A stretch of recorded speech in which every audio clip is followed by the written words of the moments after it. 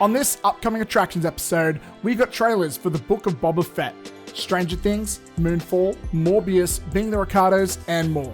Plus, our discussions for Red Notice, The Last Duel, and Marvel's Eternals. All this and more on upcoming attractions. Let's rock and roll. Welcome back to Upcoming Attractions. I'm your host, Matt Vella. And with me today, as always, my co-host, Adrienne. How you doing, Adie? I'm doing great. How are you doing, Matt? I am super duper fantastic. And also with us today, as always, Jesse. Jesse, how you doing, man? I'm good, Matt. How you going? Stupendous. This is our third, I guess technically our fourth episode of the podcast. How are you guys feeling about how it's all been going so far? It's been pretty damn amazing, not gonna lie. I love working with you guys, and I love having even more of an excuse to go to the movies. So that's been excellent. Yeah, I've been enjoying it as well. So yeah, it's been a lot of fun. It's a lot of fun, and I want to give a special shout out to everyone following us on TikTok. One of my original hopes for this podcast was to do well there, and you guys are loving the clips. We've definitely, I'm starting to see familiar faces pop up in the comments, and it feels really awesome. Also, to everybody else and everywhere else, we love you too, which is a great time to plug. If you're not following upcoming attractions, what are you waiting for? Subscribe to us on YouTube. Follow us at Upcoming Attractions on Instagram, TikTok. On Twitter, we are at Upcoming Pod. Is that right, Jesse? That is it. That is, yeah. Awesome. God, I didn't know I was getting a quiz. And I'm probably in Facebook too. Please find us on Facebook. And if you're not already, make sure you subscribe to us on iTunes. Give us a 5-star review, and we will love you forever. Let's get into the fun stuff. Guys, what have we been watching? Let's start off with 80. Yes. Have you seen anything cool lately? Yes, I binged the absolute shite out of Ted Lasso, which, if you haven't heard of it, I had heard buzz around it, but I didn't really look into it or anything. And then I got sort of like forced to watch the first episode, ended up binging the whole thing. It is actually probably one of my all-time favorite shows. I would say in my top 5 very easily. I remembered earlier this year it took out every single category at the Emmys that it was in. Yeah. That was huge. Which is a massive deal. And like, you don't even have to be a mad football fan to enjoy it at all, because the whole premise of the show is, you know, it's like sort of working through life's hardships together. It's also really, really funny. It's just every character and every arc is consistently amazing and equally sort of delved into. So you love every character and you just can't stop. It's so amazing. Highly recommend. I'd like to correct you. You can stop, because I watched the first couple episodes and I stopped. What? But I didn't think it was bad. I just thought it was, this is all right. You know, I like the cast. Yeah. I think it's a cool premise for a comedy. It's just at the time I had a whole bunch of stuff to watch. That's fair. And funnily enough, I'm in a Facebook group. Shout outs to Midnight Double Features, the after party on Facebook. I'm in that too. Where I was on that.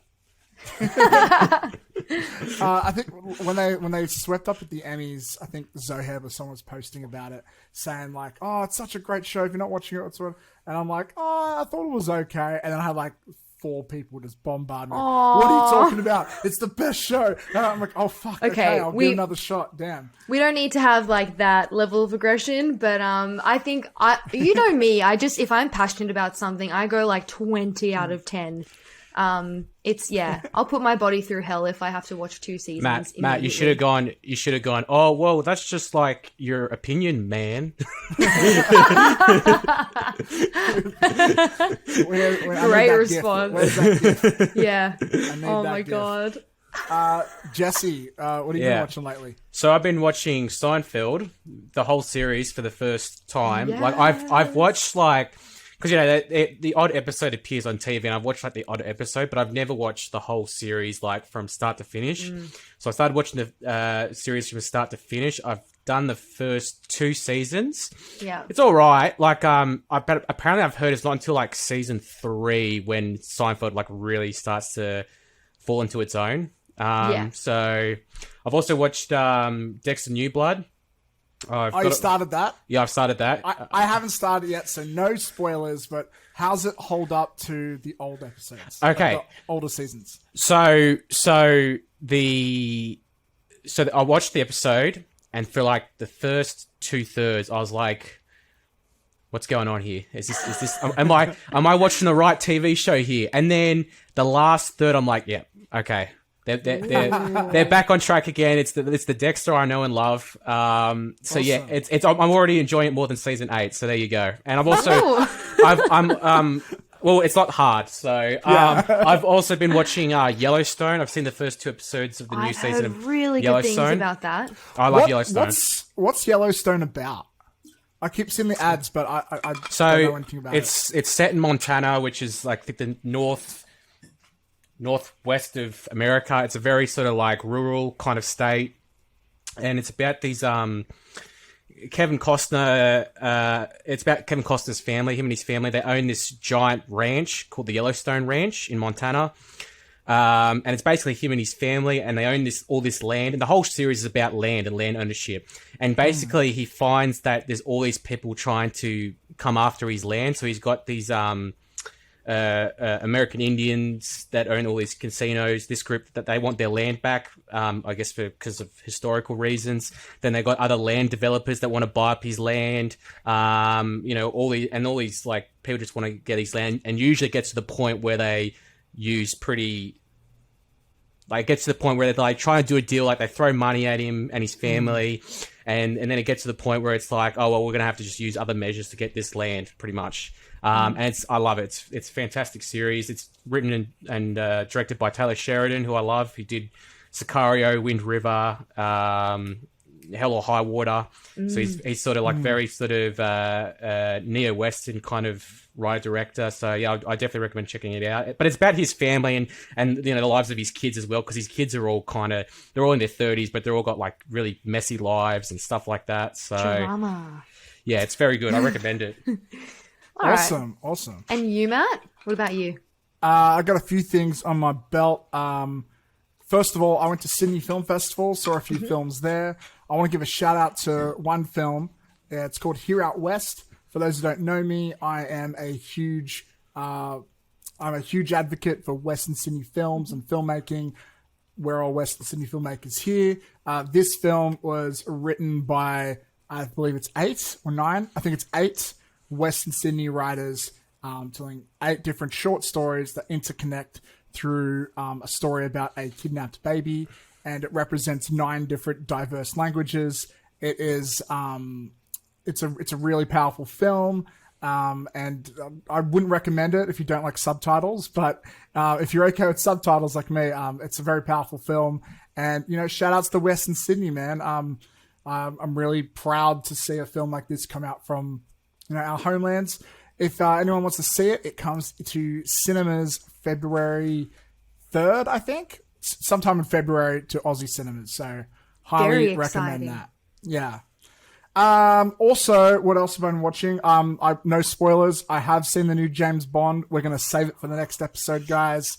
I told these guys, this is not a film you want spoiled. There are some really cool reveals in this. So we're going to wait till everybody's seen it, and we're going to try and cover it next episode. So keep your eye on that. Also, I want to give another shout out to another show I've been watching. So get this. Last episode, I talked about how I saw Inside Job, an animated comedy, which I loved. Turns out this same weekend, another animated comedy came out starring an Australian. So I had to watch it. It's called, also on Netflix, it's called Adventure Beast. And I was on a little bit of a journey through the first episode, because it's like, a typical, cartoon comedy about this Steve Irwin type character in the jungle finding animals. But like something felt a bit off. I wasn't sure what it was at first. Because they keep just bring up random interesting animal facts. I'm like, oh, this is interesting, I guess. But then, like, towards the end, what's the word I'm looking for? Not spoilers. Oh, then there's a big plot twist. Credits roll. It goes live action. Turns out this show is based on a real guy known as BTG. He is like a very famous like animal dude. He's had 2 shows on National Geographic, Animal Planet, one of those. He's like a famous author, like a best-selling author. And I'm watching the show, and that's when it clicks to me. This is kind of like an edutainment show. Like, it's all about teaching you interesting things about animals and stuff while being an animated comedy. And I'm like, Netflix, what are you doing? They're not giving the show a fighting chance. They're trying to make it compete with like Rick and Morty and stuff. And the show's just not that. So I feel like it's a good show, but I feel like Netflix didn't give it a fighting chance, which is it's a bit of a shame. It has an identity crisis. A little bit, yeah, but it's all right. Last thing, it's not really a movie, but I played the new Guardians of the Galaxy game. It's a lot of fun if you're into Guardians of the Galaxy. I think this takes more inspiration from the comics, but the voices are very similar to the movies. They have all the costumes from the movies. That's cool.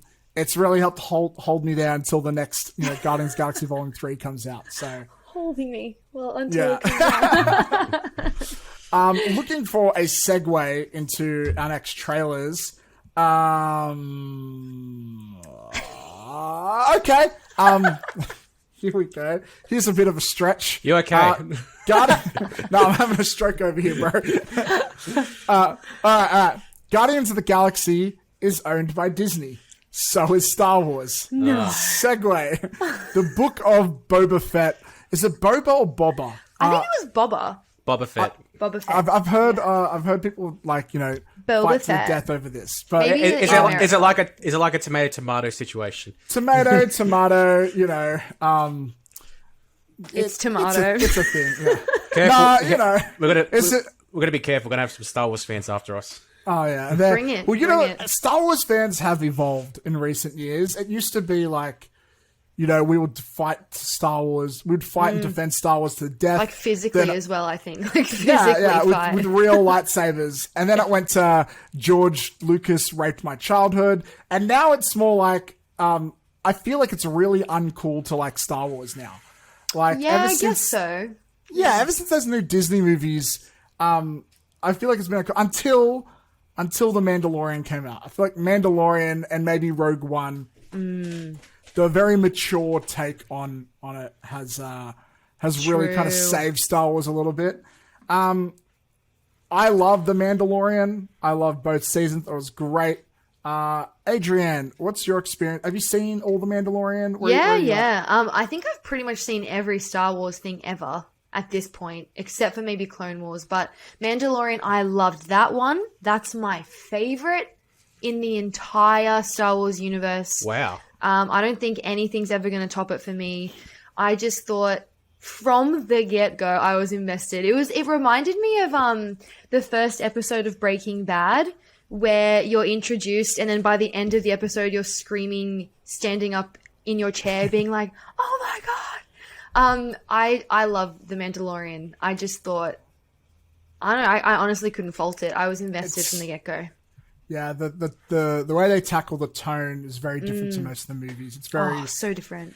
Feels like a Western. At first, like, especially the first half of the first season, it feels like an anthology, but as it goes on, especially towards the end of season 1, but throughout season 2, it really becomes more interconnected. And then I personally was just like Marvel's What If did the same thing. They were separate stories, but when they all start coming together, you start appreciating that setup over time. Yeah, it paints a really detailed picture. I think that's my favorite part about The Mandalorian is exploring in depth this character who, in retrospect of the entire universe, he's more like, I don't know, it's a more intimate storyline to follow. And it doesn't have to be huge and colossal to get me like as invested, and that's what I love about it. I think. I think the most impressive thing about The Mandalorian, and we'll segue this into Boba Fett, but the thing I think is the most impressive is just the directors they get attached. Like every director for every episode is I think the least like famous director was probably Peyton Reed, and he's done like all the Ant-Man movies and stuff, and he's still a big name. Yeah. And I love when you can see like the little elements. Oh, maybe Carl Weathers, but he was famous for it as an actor. But he directed a great episode last season.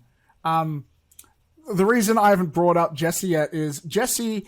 Correct me if I'm wrong, but you've turned to the dark side a little bit. You're the not, dark side. You're not as into Star Wars as he used to be. Is that right? When I was a kid, I was a huge fan. It's probably my most like favorite film franchise, like favorite thing. I had all the comic books, figures, movies, all the extra shit. And then the Disney movies just kind of killed it a bit for me. I'm just not gonna lie. Did you watch all the Disney movies, or like when did they lose you? Well, I watched The Force Awakens, and look, The Force Awakens, it has its problems, but it's okay. It's all right. And then I watched Last Jedi, and then I was like, yeah, no, I'm done with this. Yeah, no, I'm done. I was actually, because I didn't want to see Last Jedi because I heard so many bad things about it, and Force Awakens gave me like a very like lukewarm feeling. Okay. And so I watched Last Jedi on a plane flight to London. Because I was bored. Oh, you watched it on a little screen. And I was super. Well, I wasn't that keen to watch it, but I had 20 hours to kill. So I started watching it. I was with my mate, and I was just like turning him, just like, look what they've done to my boy. Like, do you think if you went into the movie without hearing all that going into it, do you think you'd still have the same opinion? Yeah. Yeah. Wow. Yeah. I'm sorry. I know people like it. You're right. I know people like it. It's just, I just don't like it. It's just my thing. I just don't like it. I forever loved the original trilogy. Original trilogies. I love Empire, Return of the Jedi, New Hope. Even the prequels, like they're not great, but I can still enjoy them. And I watched them when I was a kid. And but yeah, Disney's where I kind of cut the line. But I've heard everyone's telling me to watch Mandalorian. Like Matt, you've told me to watch Mandalorian. Yeah. You should watch it. I know. Did you watch Rogue One by any chance? I thought Rogue One was all right. I didn't mind Rogue One. I say to people, the closest thing Mandalorian is to it's Rogue One. Like it's a lot more serious. Yeah. It's still PG-13, but it's still gritty. It's more about war and stuff. It's a very different show, but. You see, if you like Rogue One, you might like Mandalorian, I think. I see exactly where you're coming from, but I did not like Rogue One at all. It's my least favorite. Really? Which is really interesting because I'm obsessed with Mandalorian. I don't know.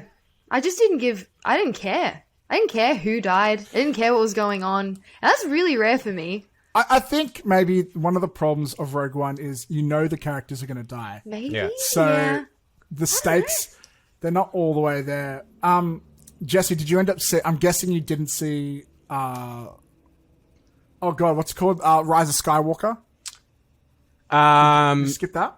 Yeah, no, I'm like I can't do it. I'm like, I can't put myself through that. I'm like, I just don't want to do it. I mean, like the thing about, I think for me, my personal feeling is, to me, Rogue One felt like the most Star Wars out of all the Disney Star Wars movies. Like the new Disney movies just don't feel like Star Wars to me. It feels like someone that's trying to make a Star Wars movie, if that makes sense. Yeah, nah, I get that. Like the first one, obviously Force Awakens, you can't get around the fact that it is basically a retelling of the first one. It falls in this trap that a lot of, I think, films do this day when they try and revive a franchise based on nostalgia, which is like they try and do the same thing, but they just changed it a little bit. It's like, oh, hey, can I copy your homework? Yeah, but change a few words so it looks like I didn't copy. Like, do a backwards E so that no one knows. Like, like Terminator did it twice where... Oh, God. Let's not go into the Terminator franchise, please. I got to bring this up because this pisses me off. Yeah. I think it was with Terminator Genesis, they're Skynet's defeated,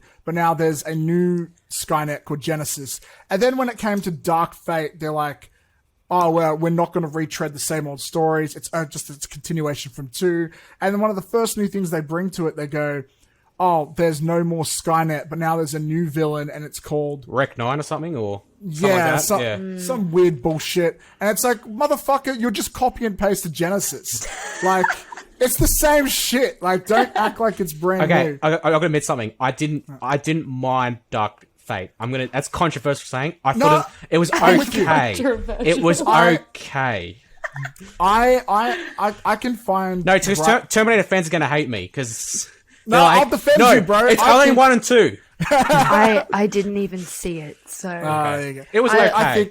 I think all of them have their bright sides. I don't think any of them are actively terrible. I just think they make some really interesting bad choices. Decisions. No, they're not even interesting. They're just bad at some points. Like, I was trying to be like nice. I think, yeah, like with slight spoilers for Terminator Dark Fate. If you haven't seen it by now, you're probably never going to watch it.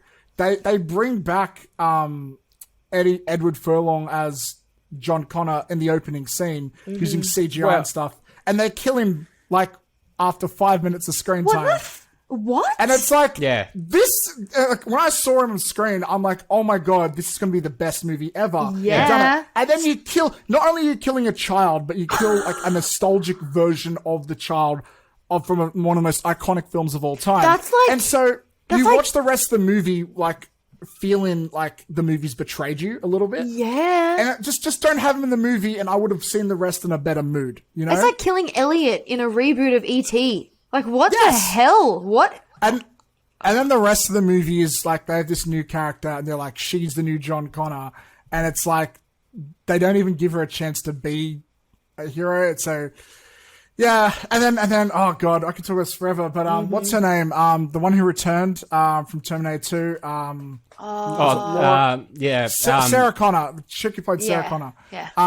She's got a chip on her shoulder throughout the whole movie, so she's not even being Linda Hamilton, I think her name. That's it, Linda Hamilton. Yeah, she's like not being a charming, charismatic self because she spends half the movie pissed off, and it's just like, come on, man. I thought she was pretty badass. She was, but it wasn't the same to me. But well, I always really liked Sarah Connor because she's not like the typical like. It's just, she's sort of like a Ripley, like Ellen Ripley from Alien. Yeah. So, and she's great in the first two, I would say, but I don't know. Look, we haven't spoke about this trailer. Look, we can talk about a whole episode of Star Wars. Really, man, we can get into it if you really want to, because I used to be a huge Star Wars fan. I already know what happens at the end of Mandalorian. I know what happens. I know what happens. Well, I spoiled that for myself. That's okay. It was a big moment, but watching this trailer, I'll just get into some quick thoughts. It kind of makes me feel like, can't they just call this Mandalorian Season 3? I mean, half the cast are returning. Yeah. Boba was in, I think, 2 or 3 episodes of Mandalorian Season 2, which was a huge, amazing, oh my god moment. Mm-hmm. But we've got, is it Michelle Yeoh, I think her name is? Yes. She's back as her character. I like how this is a bit more mafia, a little bit more underbelly. Even though Mandalorian was very underbelly of the gangster Star Wars world, this is even more of that, and even more on like the bad side. I'm still wondering how the hell they can do a season 3 without, what's his name, Baby Yoda, Grogu was it? I think. We can still say Baby Yoda because it's adorable. Well, yeah. Yeah. But look, I'm really excited to see this. It's giving me major Return of the Jedi vibes. It took me a second watching this to be like, oh, that's right. This is after Jedi, so that's why Jabba's not around. And seeing him, that guy on Jabba's throne, was pretty cool. Do you have any comments, thoughts, anything to add? Anyone else? I'm excited. I think from the first frame, it did give me that Mandalorian confidence, and I think I'll get pretty hooked pretty easily, to be honest. Actually, I heard the other day, Mandalorian Season 3 was delayed because they were using the same sets and stages as that's hilarious. Boba Fett. And Boba Fett ran over time due to COVID, so they had to delay Mandalorian Season 3 because of the show. You think with Disney and all their money, they just could build another set like it. Yeah, I'm guessing those I'm guessing those new green screen replacement LED things must be pretty expensive, but I'm sure Mickey Mouse has like 12 of them in his garage. Yeah. Out. Yeah. Are you excited, Jesse? Yeah, well, I gotta watch. I really do have to watch The Mandalorian. I have to give Star Wars another shot. I mean, yeah, as I said, I was obsessed with it when I was a kid. And Tamura Morrison's playing Boba Fett. He played Jango Fett in Attack of the Clones, and he revoiced Boba Fett for the special edition original trilogy. And I don't mind his voice. Like, he's a good Boba Fett, Jango Fett. I like his voice. Like, the original voice of Boba Fett was good as well, but I like his voice and style. And it looked really, really good. And I gotta watch Mandalorian first. But yes, I'm going to try and see it. The thing is, I don't have Disney Plus, but I've already got Netflix, Stan, Paramount Plus. There's too many. Yeah. It's like that Abe Simpson thing. There's too many streaming services. Please remove 3. I am not a crackpot. That's a brilliant summary. That's so good. Oh my god. There's too many. I was talking to my girlfriend yesterday, and she's like, "I don't know what to get you for Christmas." I'm like, "Can you get me a year's subscription to Paramount Plus? Because I really want to watch Dexter." Yep. Oh god. That's a great It's good, idea. Matt. Do it. It's worth it. I'm paying for so many. And then you just get rid of right it now. as soon as it says that. Watch it, and then. You see, that was my plan with Disney Plus. I was going to watch The Mandalorian, and I'll get rid of it. And then they just announced another show, and there was another show. So you and keep it, and then the cycle just keeps going and going and going. I did manage recently to get rid of Amazon Prime by trading passwords with my sister for my binge. So now I'm no longer paying for Amazon Prime. Smart. I like Binge a lot. Binge is pretty good. I think in Australia, Binge... I think when it comes for normal shows that aren't made specifically for the service, Binge is probably the best. Well, I think Binge was a branch off of Foxtel, because I remember when I was still at the Foxtel, working at the Foxtel building, there were Binge was the big thing they were trying to advertise and stuff like that before I left. Yeah. So it's just Disney's got those exclusive, with those franchises. Yeah. So as a fanboy, I'm always going to probably go that, but Netflix has maybe the best originals. Yeah. The cool thing about Netflix is everybody has Netflix, so you can always talk about something with everyone. So true.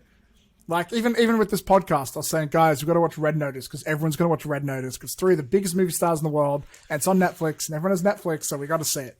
Yeah. But look, we've gone a bit off topic. Let's stay on topic. We talked about, speaking of streaming services and things that Jesse hasn't seen, Stranger Things. Look, let's get real quick with this one because let's be honest, Stranger Things season 4, I think it comes out soon. But also, Stranger Things, it's always been weird with its trailers. We always get these little glimpses. We don't see a lot. It comes out summer 2022, but American summer, which means that we will get it mid next year. Oh, I thought it was way sooner. No, everyone did, and it kept getting pushed back and pushed back and pushed back. So, but now this is confirmed. I have heard because of the delays, those kids have grown up quite a lot, and that's been an issue they had to overcome. I'm pretty dead set they filmed seasons 3 and 4 back to back for that reason. Because they were growing up. So I'm pretty sure season 4 is already complete. Off the top of my head, if I'm correct. I wonder why they've taken so long, man. That's interesting. Yeah, I don't know. I have no clue. I think it was when did season 3 come out? So mid next year, probably June. No, season 3. Was that 2019, 2020? 2019. It was a year. It was 2.5 years ago, which is crazy. Insane. Yeah. That's too long. It is. It's way too long. You know what? I think, you know what else is in the same boat as that? Atlanta is in the same boat. Yeah. So is, I think, Better Call Saul. And I can't wait to see Better Call Saul. So many people are waiting for that. Oh, my God. Yeah. But yeah, look, 80, do you have any expectations or anything for season 4? My expectations are that it's going to be as good as every other season. For me, every season got better and better and better. The character development is so good, and every single time the season ends, the cliffhanger is too much to bear. And I spent, I think, I must have stayed up for hours reading every theory and every forum I could find. But I remembered how... so do you remember how it ended? Or has it been too long? Oh, God, it's been a while. Maybe I can figure this out. Wasn't there something to do with... Wasn't the Upside Down like breaking into the real world or something? Yes, and they had to close the portal. So, Hopper, the cop, he had to battle, like one of the monsters in front of the portal to close it. And then they did, but he disappeared when it sort of like blew up. That's right. Do you remember? And then there was like a post-credit scene or something where you find out he's in Russia or something? Well, they don't show who it is, but there's Russians in a prison, and they're going to a cell because they're going to talk to the American. And I mean, like classic TV, you never see Hopper's body. There's no confirmation of his death. And he's referred throughout the season as the American anyway. So it's pretty dead set he's been sucked into the Upside Down. He's probably back, yeah. Yeah, there's also, no way they'd kill him off. No in way. Black Widow, he was Russian, so I think that confirms it's a cinematic universe crossover. That's definitely going to happen, right? Yeah, I think that would be pretty damn cool. Like, it could happen. You never know. You honestly never ever know. Easter eggs everywhere. But I loved it. I was like, you know what? It's going to be a year wait time, which is pretty standard. That's fine. 2.5 years later, and I had to repress it because it was getting too much to bear, to be honest. But I'm really excited. Stranger Things is one of the biggest shows in the world, and it hasn't been on air for like 2.5 years. Let me ask you this. I'll open the floor up to everybody, but for any new show that comes out, would you prefer it came out like the way Netflix likes to do it in a weekend and you can binge it all in one go, or would you prefer the week-by-week model? Oh, binge. Yeah. Like a binge? Without I'm a a doubt, binger. binge. I'm a Because binger. I hate when I leave it on a cliffhanger. I'm like, well, I've got to wait a fucking week for this. Yeah, I know. Shit. It's fucking ridiculous. If it does come out weekly, who wants to wait week by week for it? Like, I know, which yuck. sane human being wants that? Like, I think it's kind of cool. oh, mate. I will Sometimes- actually. I like knowing that I have something to look forward to. That is a pro. I end up waiting like a few weeks so then I can watch a few episodes because I'm so impatient that way. I can't help That's true. it. Like, I got to be honest with the Disney Plus shows. I look forward to them all week. They make my day. The Marvel and the Star Wars, they really do. But that being said, I've always binged Stranger Things in a weekend. I kind of want to keep that tradition alive, you know? So, Yeah. Of course. yeah. Oh, Shall we move on to the next one? yeah. Let's do it. Stranger Things is kind of sci-fi. Here's a sci-fi movie. Moonfall. I'm not even trying at these segues anymore. I don't give a fuck, dude. Oh my god. Moonfall starring Halle Berry in what looks like a pretty big budget blockbuster. I haven't seen that in a while. I think I guess there was John Wick. Was it Parabellum? It was three. It was three. Yeah. John Wick 3. Yeah. Let me throw this to Jesse because Yes. you haven't spoken in a while. What do you reckon of Moonfall? Yeah, I mean, it looked okay. It looked very sort of, everything was like fast paced, like lots of stuff was happening. It kind of reminded me of, like Gravity but just like on a much bigger special effects kind of scale, like with lots of more stuff going on. Yeah, I mean, I think I kind of just want to wait a bit more until, we find more about it. Cause it just seemed like a whole bunch of just visual shit just getting thrown at us, and I kind of just want to like, okay, can we just like, it's Can we slow down, please? can we slow down just so like I know what exactly is going on? Like I absolutely love films set in space. I like Gravity, especially when it's like a alien type of like sci-fi horror, like Alien or Life or something like that. So I love movies set in space. There's just something about it. Because it's isolated and it's more tension and I mean, yeah, I'm interested, but yeah, as I said again, it's just one of those things where it's like you don't really know. It's just like, yeah, there's a lot going on, but I think it's just one of those things where you just got to wait a bit longer to see what's I felt like it kind of, from what I read, because when I watched the trailer, I was reading the comments as well, and people seem to be like kind of like mixed on it about because it could go like the super big budget Hollywoodish route, by the books, or it could, so you just don't know.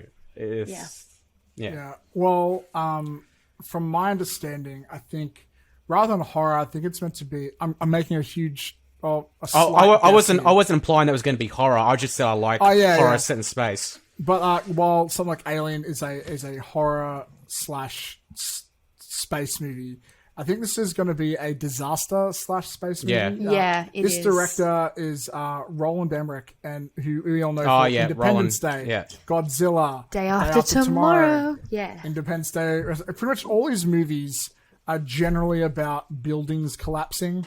Natural disasters. 2012, like he also did 2012. Do you guys remember when that was a thing?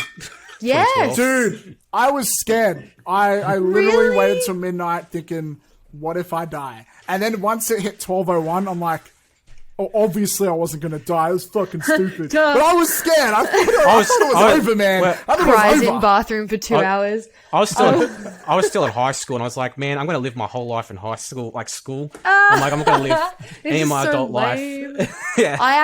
My first boyfriend, his family was, no joke, preparing for the apocalypse. And they had spent 3 years making pickled jars of food and collecting. I'm not joking. Collecting. I remember. Please this tell day. me you dumped him after that. It was actually not long after that. It was. Oh god, that's a whole other thing. But like, his mum was always pickling jars, and I was like, oh, so like, is this a hobby? And she was like, oh, it's for 2012. And I just remember... What? I remember internally sort of going, what? Oh my and then it's like, oh, tell me more. And then she took me into their garage, where you're supposed to fit your car. And it was shelves and shelves of a 3 years supply just for that apocalypse. And I remember when it didn't happen, I was like, I wonder how angry she is that all of this shit has gone to waste. That is hilarious. But yeah. Well, step one, you start a pickle jar business. Immediately. Organic. Pickle jar. But tell, were you still seeing him at the time? Like, did you go, hey, I had the first year of 2013. What are you guys up to? To this day, I've never seen him again. I ran into his mum once in the last 10 years. Did she have a tinfoil hat? You know what? Wouldn't put it past. But I think aliens are too much of a stretch for them. But no joke. Yeah, it's a thing. Holy shit. Aliens is where they draw the line. It is where they draw the line. Bloody hell. So moving on from Doomsday Apocalypse preparers aside, back to the trailer. Moonfall. Did they have any imagery similar to this growing up? Did you see, Adrienne? Oh my god. I'm actually kind of excited. I like disaster movies, and I like space movies too. So I think it's a really cool combo that we haven't had in quite a while, especially on this scale. And I'm excited because Day After Tomorrow is probably my favorite disaster one. I still watch that maybe once every year or two. So I'm keen because he's not just a director, he's also always often the writer behind the films too. So I'm really excited. And Halle Berry is awesome. I gotta be honest, Halle Berry is awesome. I gotta be honest though, I feel like,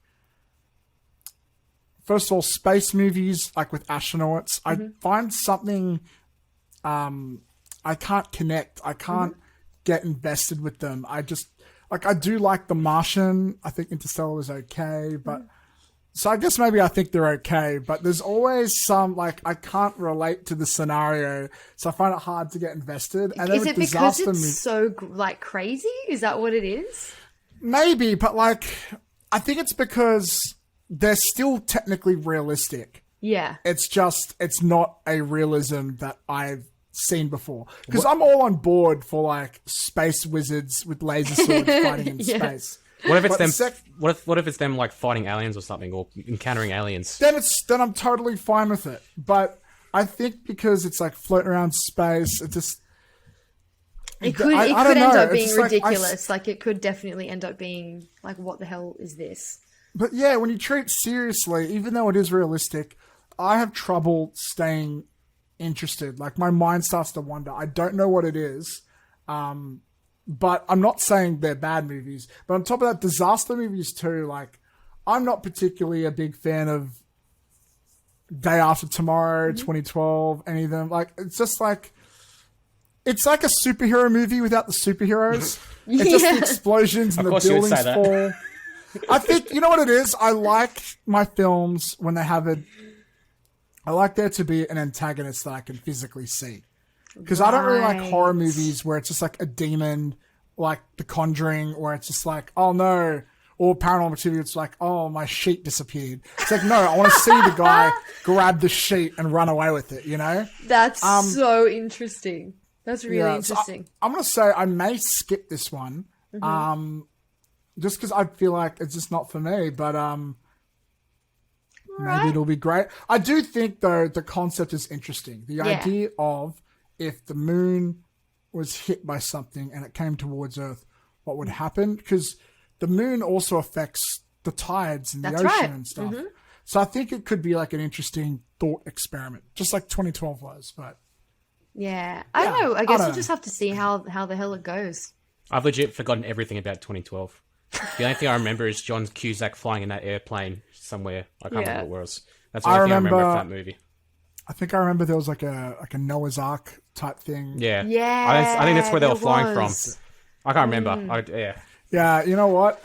Much like the year 2012, it's all blur to me. Moving on. Many you rather forget it, or It just wasn't very memorable. It's too long ago. Fair enough. Adrian, I met you in 2012. Oh yeah. Oh my. Really?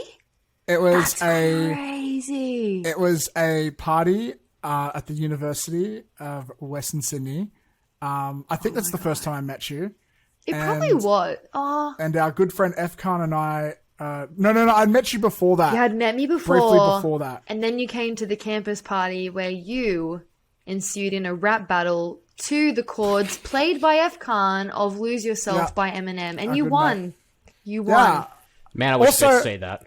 That's same. I think it was a different party, actually, that story. But actually, no, I did meet you before that. But I remember we had this conversation once where we talked about... Apparently, you remember the first time we met, and I don't. And you were like, "Oh, this guy likes Day Remember. He must be cool." I don't remember that, but my earliest memory is that party, and you're with your boyfriend at the time, and I was just off my tits drunk. There used to be footage of that, and it was the best video I've ever seen in my life. Oh my lord! It's okay. I can no longer find it. It's gone. I'm gonna have to forget it by drinking some more alcohol. You guys might have noticed I never do this podcast sober. I've actually never I noticed that. No, actually, no. I have one. So technically, I'm allowed to drive, but... Mate, if you could tell me we could drink beer on this podcast, I would have bought a six-pack before we started. I would have too. Maybe not a six-pack, but... Have you guys not noticed me drink? I've been drinking every episode. I thought you were always drinking like Coke or something. Yeah, that's what I thought. I thought you were saying drink soft drink. There we go, some product placement there. Look, what we'll probably do is, once the podcast goes well, we'll buy some merch and we'll get stubby holders. That's a great idea. I thought you were going to say we're going to make Arcane Attractions beer. That is next level, beer? And that would be that's amazing. Some hipster shit right there. Hell yeah. All right, let's move on to... movies I'll only watch while drunk. That's not true. I'm not going to be that harsh. But Morbius. Really? From the Venomverse. It's from the Venomverse. Is it just because it's Venom, or you just... It's going to be so good. I'm predicting that straight away. So I'm not going to lie. I actually really liked the look of this trailer. I thought it looked really interesting, and I thought Matt was actually excited for Morbius. It looks okay. It looks okay. Matt, I'm being a dick. Matt, I have no interest very little interest in superhero movies, unless it's like a Batman movie. I have very little, next to no interest because they bore me. But this actually looked really interesting. I thought it looked really, really interesting. So, but now I'm just hearing this, and I'm like, oh. Okay. Oh. I have the littlest fucking faith possible. I think this is it's a. Can we please see this? You know what? As a family, because I would love to see you eat your words. I think it's gonna be so good. You guys go first, and then I'll go into my shit. Adrienne, tell me your thoughts on the Morbius trailer. All right. First of all, vampires. Dark, gritty vampires. We combine this with the superhero verse with Jared Leto, and we have a holy trinity. It's going to explode, and it's going to be, like, amazing and super cool and really dark. And I hope there's, like, it's a bit gory and disgusting and that it's a bit depressing. And I love anything. I'm always interested to see what Jared chooses because he's a very peculiar guy and he always picks something that has a lot of layers to it. I'm sure he got a very decent paycheck for this and he's not stupid in getting in on, this, but I think it would genuinely have to take something special to him to do it. And I'm very, very excited because dark vampirism is one of my all-time favorite genres in any capacity. So I'm super keen. Jesse, do you have anything else to add? Yeah, I mean, as I was saying, I'm not into the whole, I'm not into superhero stuff, whether it's Marvel, DC, really, it just doesn't interest me. I usually get bored, but this one looked really, really interesting. Or unless it's like Batman, I kind of tend to like, when I do superhero stuff, I kind of tend to like it when it's done darker. Like I love the Joker, even though it wasn't really, and the Batman stuff. I like it when they do darker stuff, and DC tends to do a lot of that thing. Well, thematically, Joker's pretty dark, so and this one looks kind of dark, and I like it when they do that because that's when I usually get a bit more interested in it because it's not like all happy, like bang boom, like So this looks really interesting, and it kind of reminded me of and I've read this was kind of linked to it. Do you remember the original Blade with Wesley Snipes? Yeah, yes. I loved Blade too. with this. I absolutely love Blade. Wesley Snipes. I know they're making a new Blade. I don't know how you can make a Blade without Wesley Snipes because to me he is Blade. I know he's getting old, but but Mashallah Ali is incredible. He's a good actor. Yeah, he'll if anyone's going to help us forget about Wesley Snipes, I don't want to forget about Wesley Snipes. He's such a good Blade. Like he made that character. But yeah, it kind of reminded me of that, and because Blades deals with vampires as well. But yeah, I'd go see this. Like honestly, I'm interested. Like as I said, I don't know how good it's going to be, but from watching the trailer, because I don't know the story behind it. Like I have no idea what it's about. But I kind of got an idea from the trailer, but like it just looked interesting. So can I quickly add before I forget? The director Daniel Espinosa did one of my favorite ever space movies or horrors as well, Life in 2017. Remember that movie? He did Life? Okay, yeah, I'm sold. that thing scared the bejesus out of me. That was a good movie. It was good. I liked killing off Ryan Reynolds early because you kind of go to see him. Well, apparently, so fun fact. Apparently, in that movie, Ryan Reynolds wasn't supposed to be killed off first, but I think because he had commitments with Deadpool 2, that he ended up being the character that was killed off first for that reason. There you I go. believe that. It was around the same time. You know what? It's a fun way to connect all these things together. In the trailer for Life, I bet this is how he got I bet this is how he got to direct this. But fun fact, in one of the trailers for Life, there's actually a shot not from the movie, but it's actually from Spider-Man 3. They wanted a reaction shot to something on Earth. I've heard that took story. A shot from that. Yeah. Which Spider-Man 3 also has Venom, which led fan theories online to believe that Life was secretly a prequel to the Venom movie. Which it wasn't. But now the same director is directing Morbius. This shit's not a coincidence. It can't be. No. I reckon that happened and that got Sony going, we should get him to direct a Venomverse movie. I mean, to me, any movie that's similar to the first Alien, which was Life, was very similar to the first Alien. I'll probably end up loving it. So I really enjoy it. So now that I know that, yes, I will be seeing this now. So Matt, you can come along with me.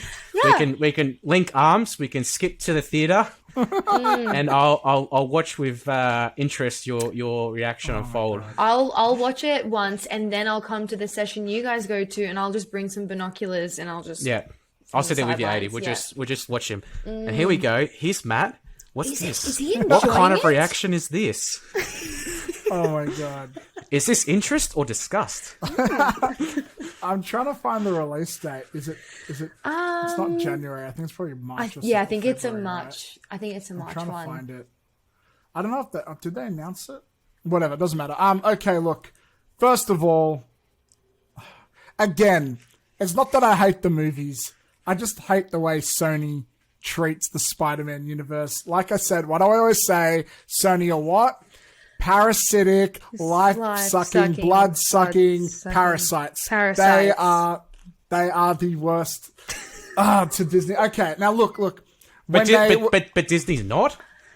No, because they're sucking the life from Disney. Okay, Disney all right. have Spider-Man, and Sony are like, we get every other character to do with Spider-Man. Okay, pop quiz. Have either of you ever heard of Morbius before this movie? No. Okay. Morbius is a fucking D-list character, right? He's a fucking nobody. I don't even think he's ever had his own comic book. It's true, he has crossed paths with Blade, but this is it. Spider-Man villains. What's his superpower? He's a vampire. That's it. It's the fucking vampire that fights Spider-Man a couple times. Like, there's no one that's even remotely interesting to fight Morbius. They've literally just went to Marvel, what are all the characters you won't use, and we'll have the scraps from under the table. Hang on. Morbius is one of them. What do you mean, like, with the fighting? Like, there's no one interesting to fight him? What do you mean? Like, is that because he's too, like... Morbius's only guy to fight is Spider-Man. Why? Like, who's Morbius's biggest villain?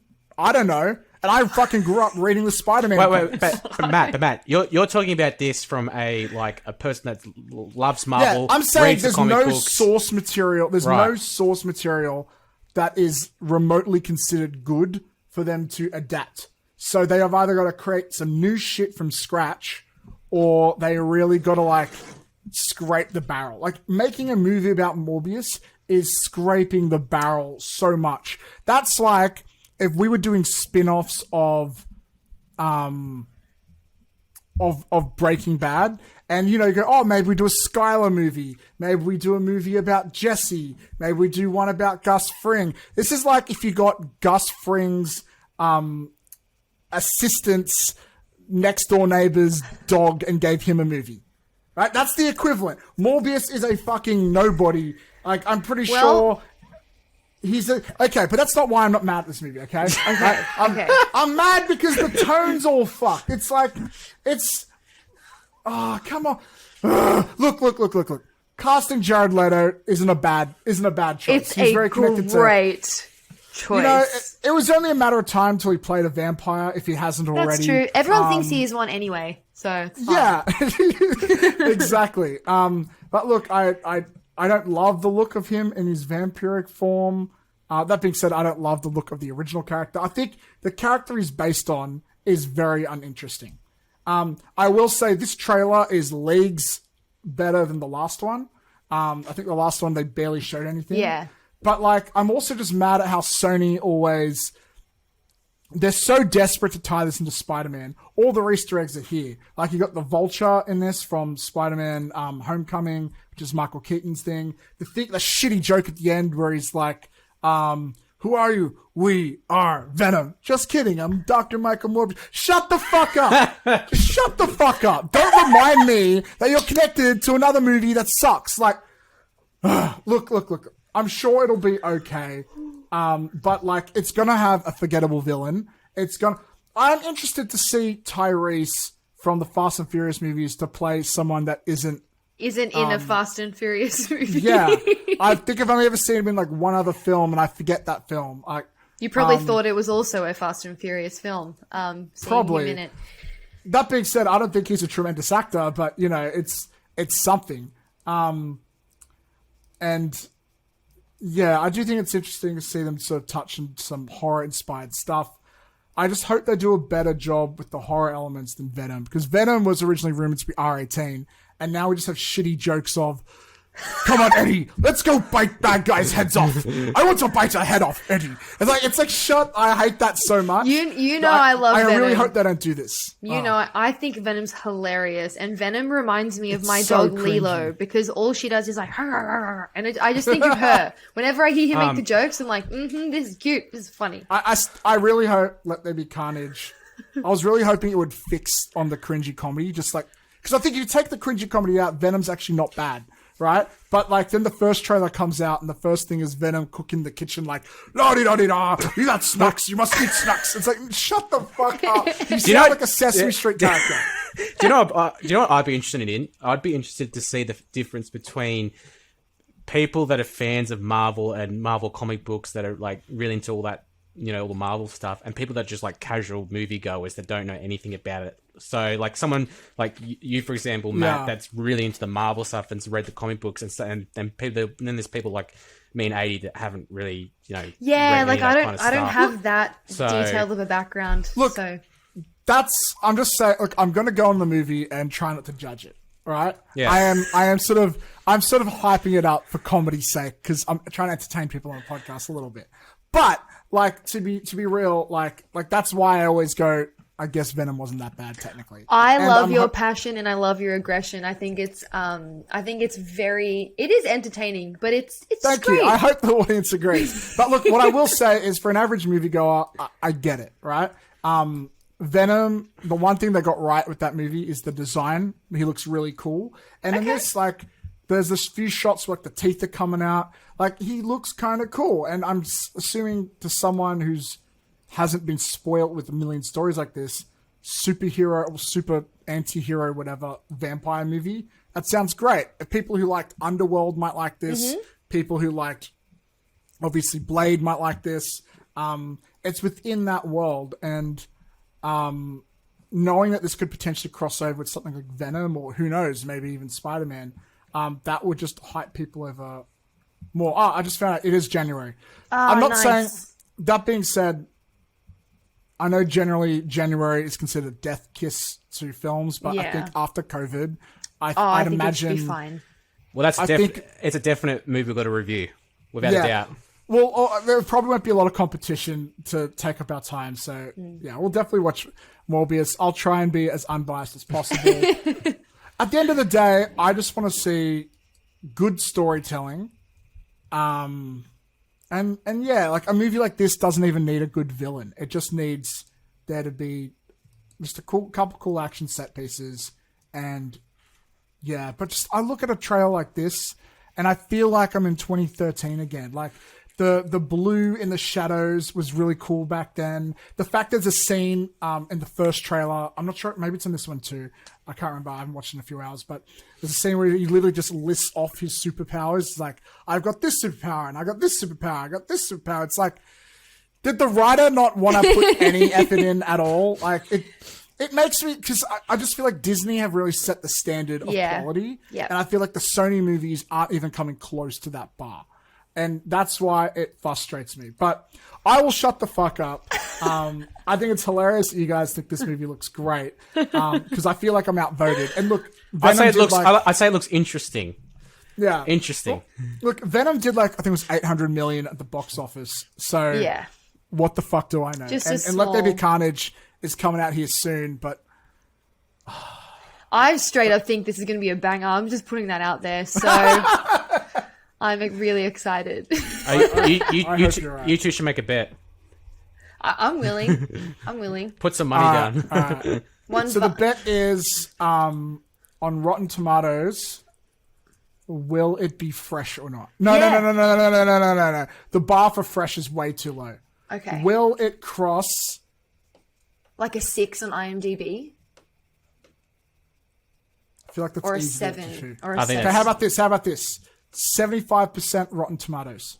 Wait, hang on. Is this critic score or is this audience score? Ooh. Critics. If it was audience, it's going to get 90 because audiences are dumb. That's not fair. Yeah, critics. I feel like 75 isn't that high. I think if you're doing critic score, Compared to it's Marvel. got to. If you're doing critic score, you do like 60% or something. They're pretty harsh. They're pretty damn harsh. The lowest, I think, Marvel film is like in the 60s on Rotten Oh, really? Tomatoes, I think. But that's well, that's yeah. What's Venom?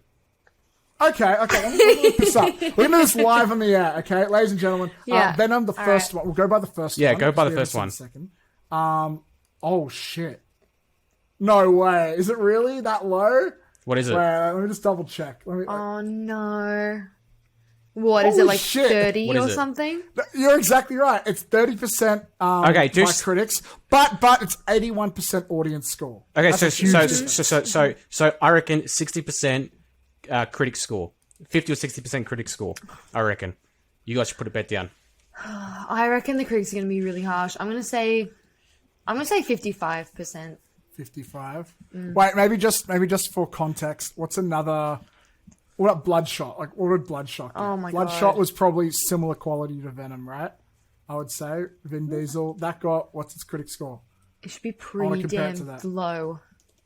Oh my God, it's also 30% exactly. Okay, so do like 50 or my God. 60%. Yeah. All right, 50%. If it crosses 50%, I owe you. You're going to have to say something like, I think Venom is okay. All right. I was thinking you guys are going to put money down, but or treat the gang to dinner, or We could. something like that. Okay. Or the loser has to watch a film of the winner's choice. No, here's what we do, right? We'll go see this movie together. Okay. At the time of we going to see it, if the critic score is above 50%, I buy dinner for everybody. Okay, all right. If it's below 50%, you buy dinner for everybody. All right, deal. Wait, do I buy with Adrienne? I'll go with Adrienne, or I'll just not be in this and just enjoy a free meal. Oh yeah. Fuck you, dude. Okay, You know what? I'll throw you a bone. Okay, all right. Because Venom and Bloodshot were both at 30, I'll lower the bar to 40%. It's got to pass 40% from the critics instead of 50. So that gives you a 10% handicap. Okay. Wait, hang on. If I'm with Adrienne, shouldn't you get the handicap? No, because we said it's got to pass 50 from critics, but both films we checked were at 30. Okay. So So you've got a more of a fighting chance if I give you that extra 10%. I mean, I'll Okay. take it. I mean, you're gonna lose. It's going to be harder for it to pass 50. Oh, You're gonna lose. Look, he did. I feel confident because we're talking about critic reviews here. You know what? I'll even check for one more. Venom, I think, got highest. Venom, Let There Be Carnage, got highest scores. Let me see what that got from the critics. Okay.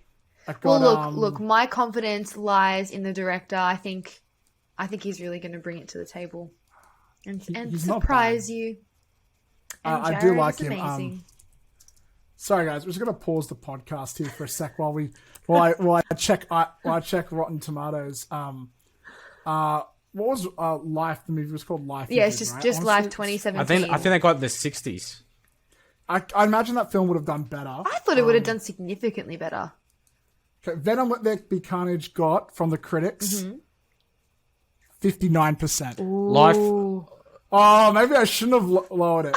Life got. Here we go. 70? Life got Fresh. It was 67. Okay, there you go. So we do have a. Just do 50%. We'll just do 50%, and if you win, Yeah. Okay. we buy you 50%. dinner. If we win, you buy us dinner. Oh, so now I'm going against both of you. I'm not just going on. Okay, fine. 50%. It's not 40. It's 50. All right. You're on. All right, let's move on. I can't wait to see what happens. And I can't wait for the critics to fucking smash it. Although they probably won't, because judging by the trailer, like the comedy, like the awkward comedy isn't there. So maybe. Actually, it's got to be that honest, I'm not feeling confident at 50%, but we'll just do it anyway. Fuck it. All right. Real quick, being the Ricardos.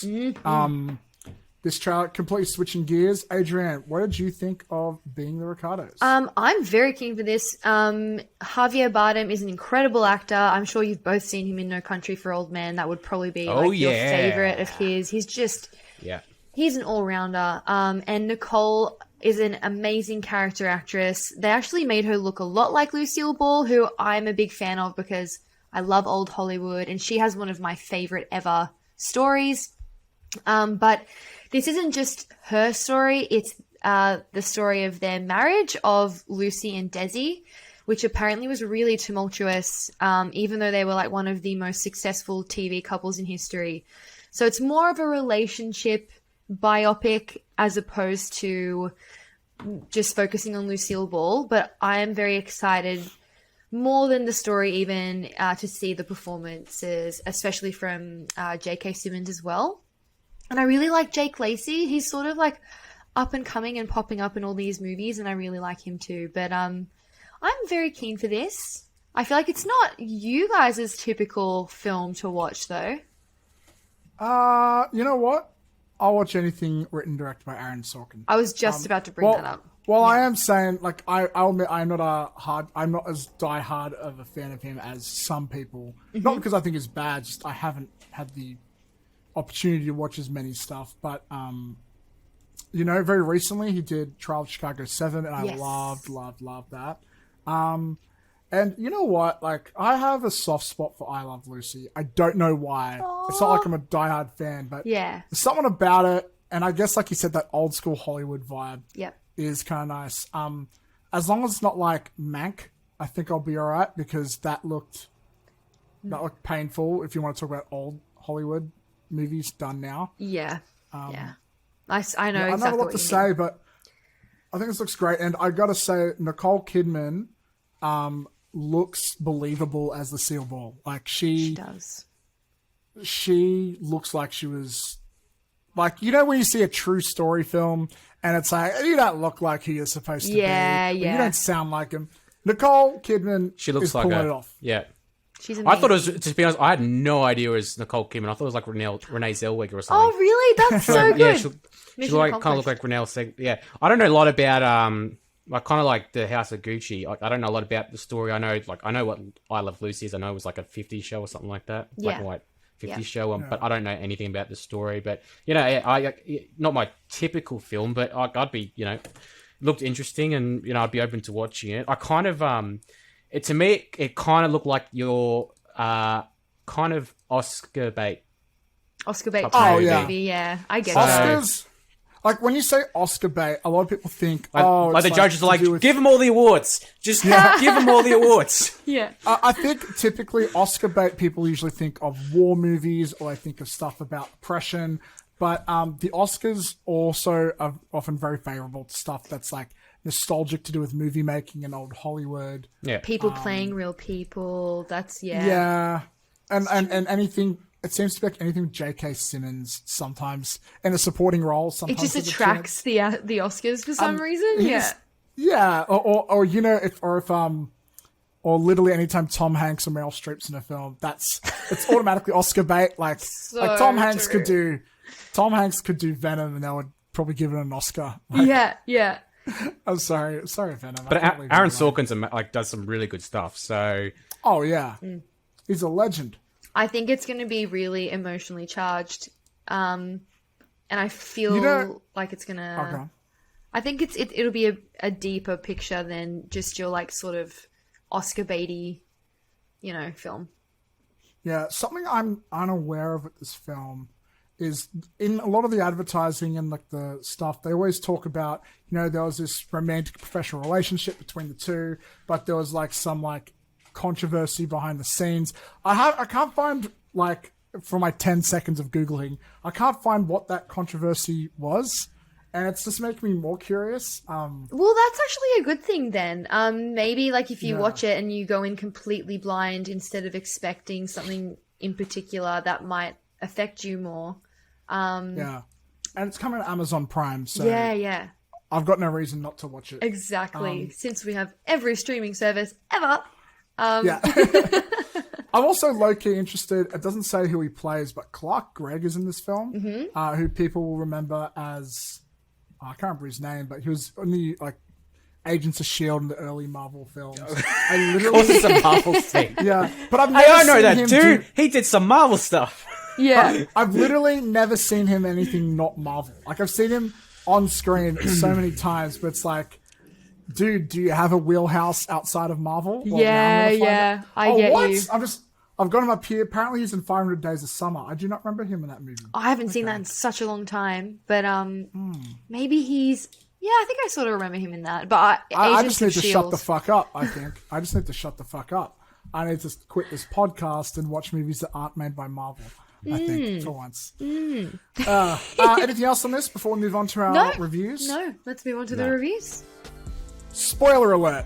The following film discussions may contain spoilers. Eternals, The Last Duel, and Red Notice. If you would like to skip some of these conversations so you don't get spoiled, make sure to check the time codes in the show notes below.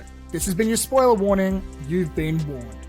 Okay, and now it's time to get into the film discussions for this episode. Like we said, filled with spoilers, so be aware. We're going to kick things off with Red Notice, followed by The Last Duel, and then we're going to end on Marvel's Eternals, which I'm really excited to talk about.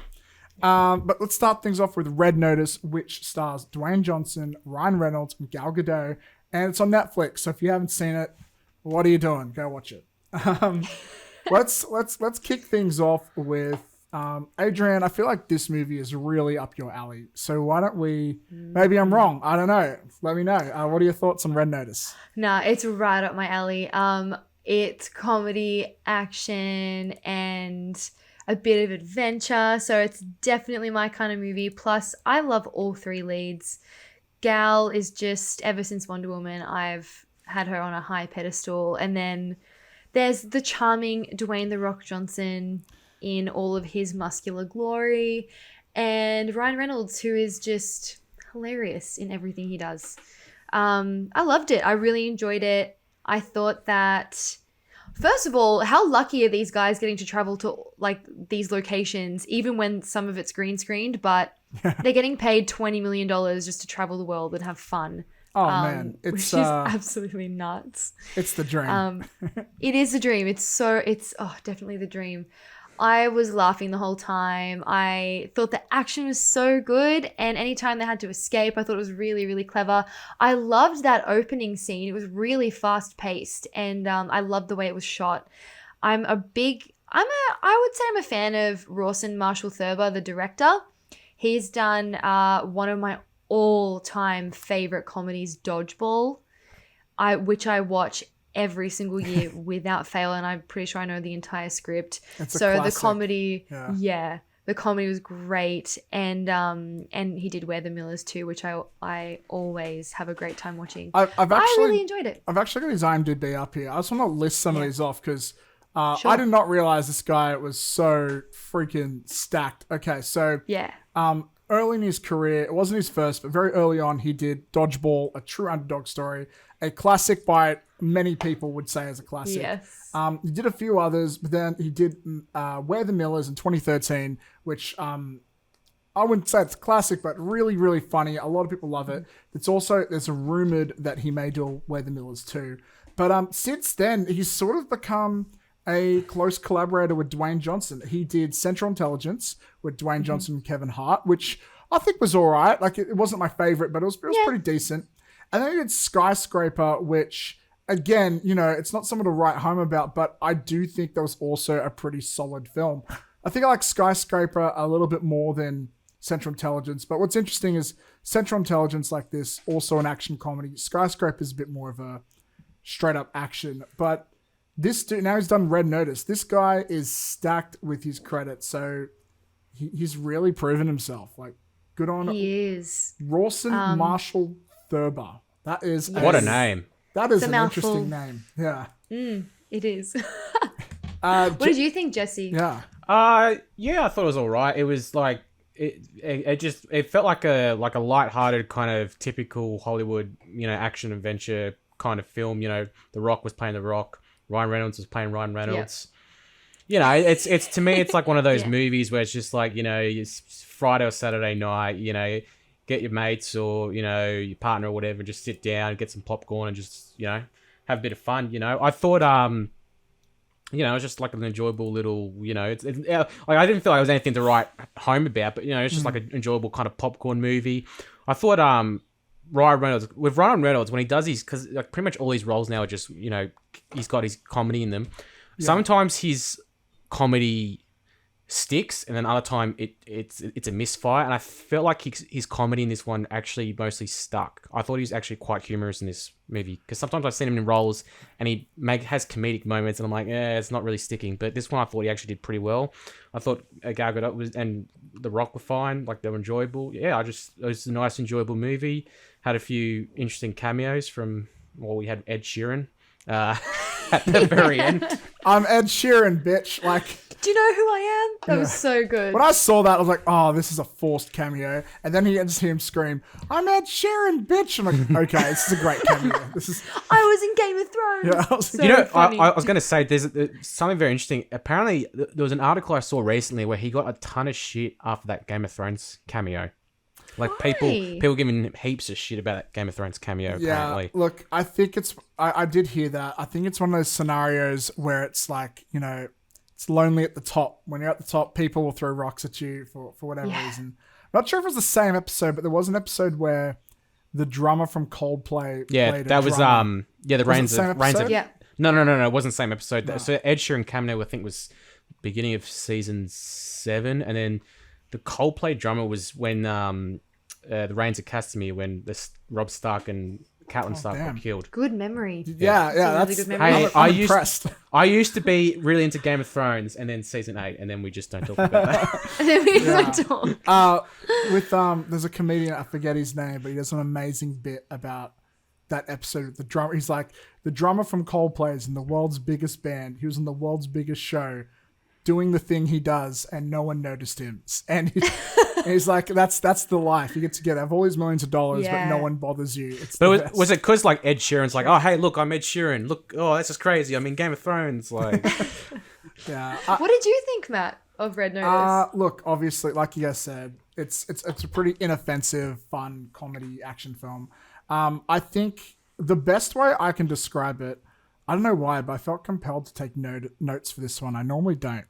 But look, my main takeaway is I think Red Notice is a better version of Hobbs and Shaw. Mostly because it's a similar setup, two people who are button heads together on a spy action adventure trip. But what makes Red Notice work, where Hobbs and Shaw, which is a movie, I'll be honest, I don't really like that much. I think where this succeeds, where Hobbs and Shaw fails, is the comedy in Hobbs and Shaw's is two guys constantly trying to one-up each other. It's like, oh, you think that? Well, I'm this. And you're that? Well, I'm this. And that's the butt of almost every joke. In this, Dwayne Johnson, he does something he rarely does. He's willing to take a back seat. Not a major back seat. I'm talking like a millimeter of a back seat to Ryan Reynolds, where he plays the straight man to Ryan Reynolds' funny man. Yeah. And I think that makes the comedy work a lot better, because Ryan Reynolds gets to be the idiot, and then Dwayne Johnson, he gets to look good because he's not the idiot, but he can still be charming and charismatic. And I think that really works. So yeah, I think of it as like a better Hobbs and Shaw, at least in terms of comedy.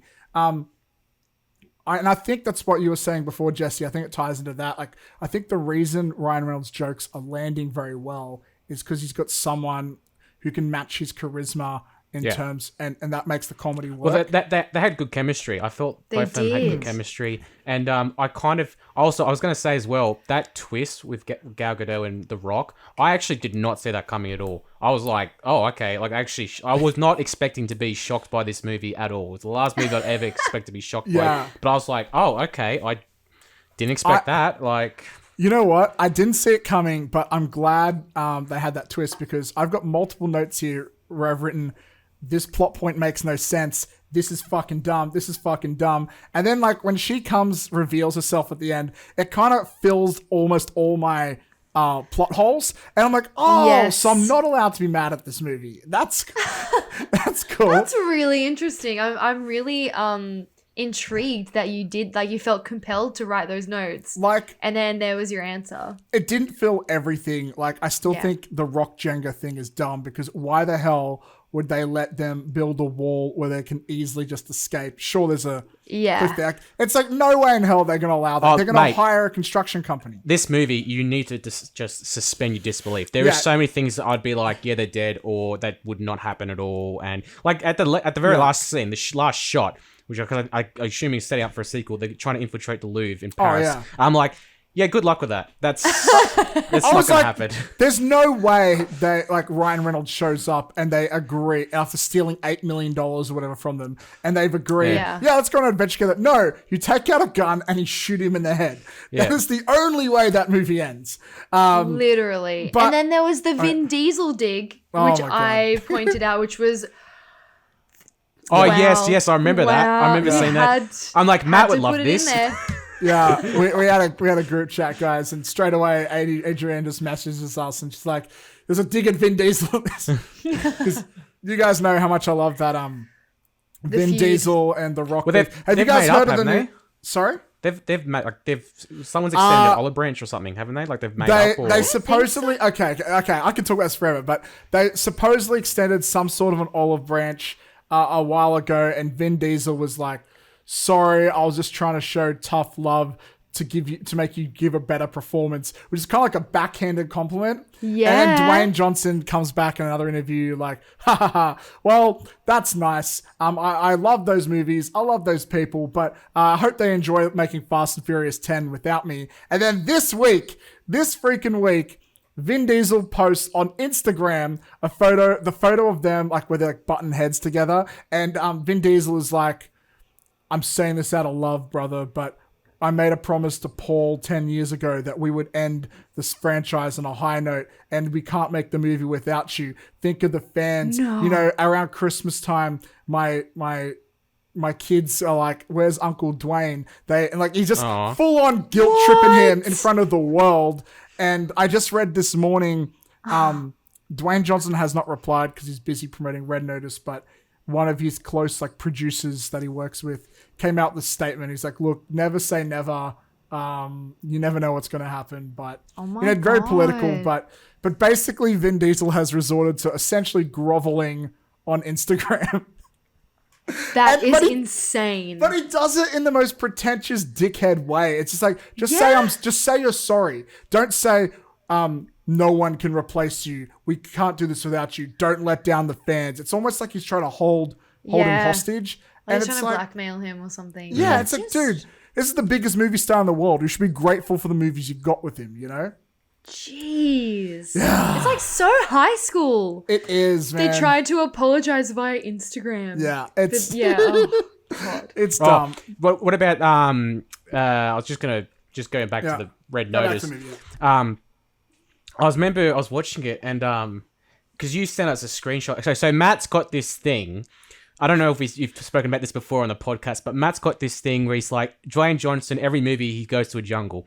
And I was watching the movie, and I got to about 3/4 of the way through the movie, and I was like thinking, Matt, where's the jungle? There's no jungle. And then all of a sudden, Ryan Reynolds goes, we got to go to Argentina. Argentina, yeah, that's Argentina. I'm like, they go to a jungle. I'm like, there we go. Yep. They're in a jungle. I didn't know that Matt had started watching it an hour before me.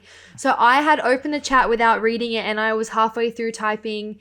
And here we have it, ladies and gentlemen. Dwayne "The Rock" Johnson in yet another jungle. And then I saw you like, get the fuck out. He's in a jungle again. And I was like, oh my God. You know what's so hilarious? I literally just finished editing a clip from our last episode of us listing the movies that have the jungle in the name. Oh, so we did talk. True. So we did talk about it. We talked about last week. Yeah, the last episode. I don't remember. Do we address this serious issue? So yeah, I feel like this is a part 2 to previous one. But it also got me thinking, I'm pretty sure there was a Fast and Furious movie he was in where they also went to a jungle. So this motherfucker, he's got a weird fetish for jungles, man. I don't know what's going on. Or his agent does. Or maybe Vin Diesel is paying like a little fee into the screenwriters like who do his movies just to chuck a jungle scene in there without him even knowing. It's like, I wanted to like suffer, so just put him in harsh weather conditions, mostly jungles.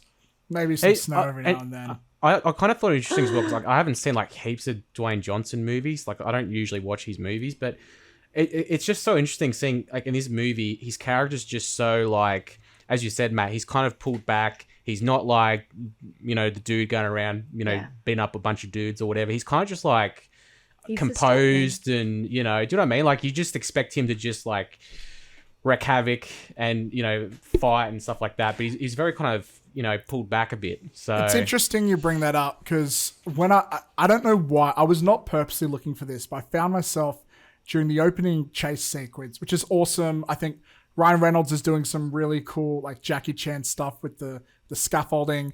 But there was, like, a scene where I think it was, like, Ryan Reynolds is running and he locks a door behind him, and Dwayne Johnson runs up, tries to open the door, can't open it, and so he runs around.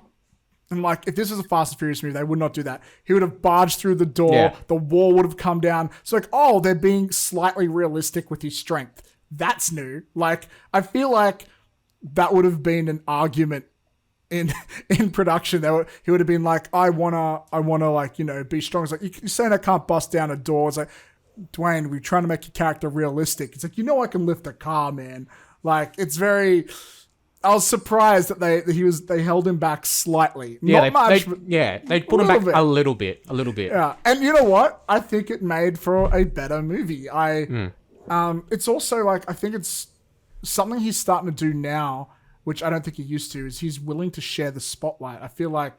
He always had to be every scene had to be about him front and center. But I think ever since he's been collaborating with Kevin Hart, like, he's been, as long as the movie stars he's opposite are big names, he's willing to do it. Like, when he's gotten the fist fight with Gal Gadot, I just kept thinking about the stuff between him and Jason Statham, where it's like, how many do they have to, like, equally punch each other in the face? Like, Dwayne, you're not going to hit a woman, are you? And I know he never would, but there was a part of me going like, what if he does? Well, I was watching that scene. I'm like, yeah, you got to kind of suspend disbelief. Like, Gal Gadot taking, like, on two blokes that are like, what, 250 pounds or however much they weigh, and then when you find at the end, that it was the Rock was set up. Okay, I'm like, okay, that's a little bit more believable. So. And that's what I'm saying again. Like, I had a lot of plot holes. I think the biggest one for me is how she intercepted the call. So it's like, you're saying there's no record of him at the FBI at all. You made one phone call and that was it. Like, when the twist happened, all my problems were kind of solved. And I'm like, okay, look, there are some other issues I have. I think this movie relies a little bit too much on green screen. I think sorry, go on. Yeah. There's a bit too much green screen, like the bullfighting scene in particular. It was awkwardly how fake that was to me. I got one other criticism, but I'll let you go first, Jesse. Oh no, I was just going to say as well, one other thing that kind of took me out of, like, it was a bit unbelievable, was like, it seems like no character in this movie suffers from jet lag. So, like, you have this scene where they're at Bali and they've arrested Ryan Reynolds, and then it goes 30 hours later in Italy. The Rock's just sitting there having a drink by the bar, looks fresh as anything. He looks done up. He's like about to go on another flight.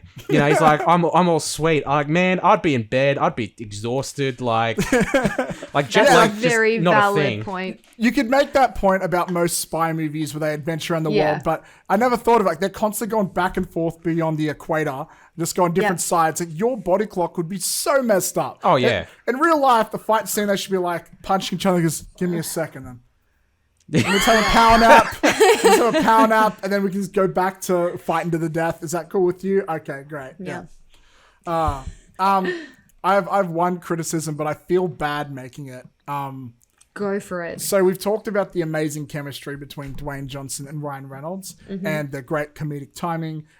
Someone who I think is really out of their comfort zone with comedy is Gal Gadot. I know she wasn't given a lot of jokes, and I think that might be, when you play an antagonist, it's hard to make the bad guy really funny sometimes. Yes. But and I think the writers were smart enough to know that and didn't give her too many jokes.